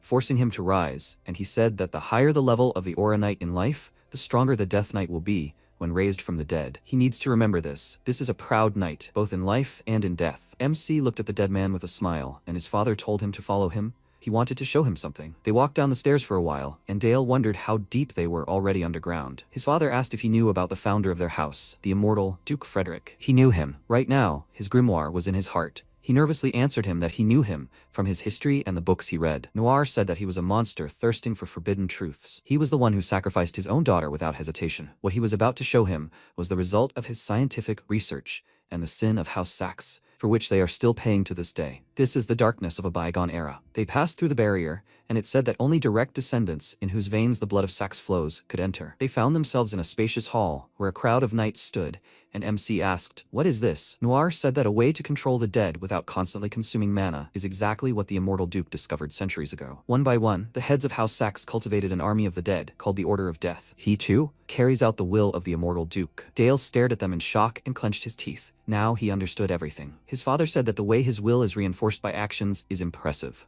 This is why House Sax cut itself off from the rest of the world, and why the Dark Duke emphasized the importance of morality so much, despite controlling the power of darkness, all for the sake of keeping the Order of Death a secret. His first reaction was, what hypocrisy is this? It makes him sick. His father looked at him and pointed at the knights, saying that this is their darkness, but at the same time, a shield that protects them. Is he ready to accept this sin? MC nervously clenched his teeth and clutched his heart, and then answered that he was ready from the very beginning. He, Dale of House Sax, willingly accepts this sin. No matter how vicious this power is, he is the same hypocrite, hiding behind the mask of an obedient son, building up his strength for personal vengeance. He extended his hand towards one of the knights and was enveloped in dark energies. He immediately took up his sword, made several heavy swings, and Noir told his son that his mana had reached incredible concentration. He noted that this was all because he was being taught by the best of teachers, but he still couldn't control the Death Knight without infusing mana into him. He wasn't like the other Death Knights of the Order of Death. His father said it was too early for him. He only planned to teach him how to use necromancy in combat. He should focus on his training to prepare for the upcoming battle. He snapped his fingers, and the goblins lying on the altars rose from the dead. They immediately pounced on the knight, but he quickly turned and swung his sword, cutting down each of them at Dale's command. Noir smiled and thought it was simply amazing. A Death Knight is control on a completely different level. Usually, a necromancer who controls the dead has never held a sword in life, but MC demonstrates an excellent level of mastery of the sword of his controlled unit, surpassing the abilities of a Knight of the Order of the Night Raven in life. He is truly incredible, but where did he get such talent? Time passed, and it was time for Sepia's lessons. As she watched his magic, she looked down in frustration and wondered what this feeling was. He had pretended to be an innocent child all this time, but everything he had shown so far was permeated with cold, indescribable darkness and desperate desire. It was certainly a thirst for recognition. Dale fired another magic shot, piercing the tree trunk, and she said that his water control skills had improved significantly. He thanked her with a smile and said that he had promised his father that he would become a son he could be proud of. She said that he was doing great at it, and noticing that he had thoughtfully lowered his gaze, she asked what that worried look on his face was. Had something happened? He looked away and smiled nervously, asking if she would love him as much when she saw his ugly side. She was slightly surprised because she had just thought about it, and he said that the day would come when he would accept his family's dark past, and then he was afraid she would be disappointed in him. She touched his face, and he looked up at her in surprise, seeing the worry in her eyes. She said that elves live along as a real man. One day she will probably look the same as she did now. At that moment, she wondered why she was so worried about the fate of this child. When rumors spread about the young master's crushing victory, which became a turning point between the white and black, the people of the Empire began to praise Dale's talent and gossip behind his back. But this never made her happy. The god of carnage, Dale's talent is definitely the engine of history, but she does not want this boy to follow the path of a killer. Now she smiled and said that she will stay by his side until he decides what he truly desires. And when that time comes, she will be with him not as his teacher, but as an ordinary woman, so he is not alone. He stared at her in shock, and she, awkwardly clearing her throat, suggested that he return to the lesson. Immediately after that, he ran up to her and hugged her tightly, thanking her for these words. He likes her very much, so let her wait for him. She smiled and agreed. Entrusting himself to that warmth that makes one forget the cold in his chest, and even his loneliness, was his childhood promise, which he could not forget. Soon after, all the lords of the north gathered in the duchy to resist the barbarian raids. Wilhelm Gale knelt before the Grand Duke and greeted him, saying that he had 30 knights, hundreds of heavy infantry, and 400 light infantry with him. It was the turn of another lord to introduce himself. By order of the Duke of Saxe, all the landed lords, great and small, gathered in one place. Among them were nobles, brimming with ambition and desperate to attract the Duke's attention. Wilhelm introduced his eldest son, Beth, to the Duke,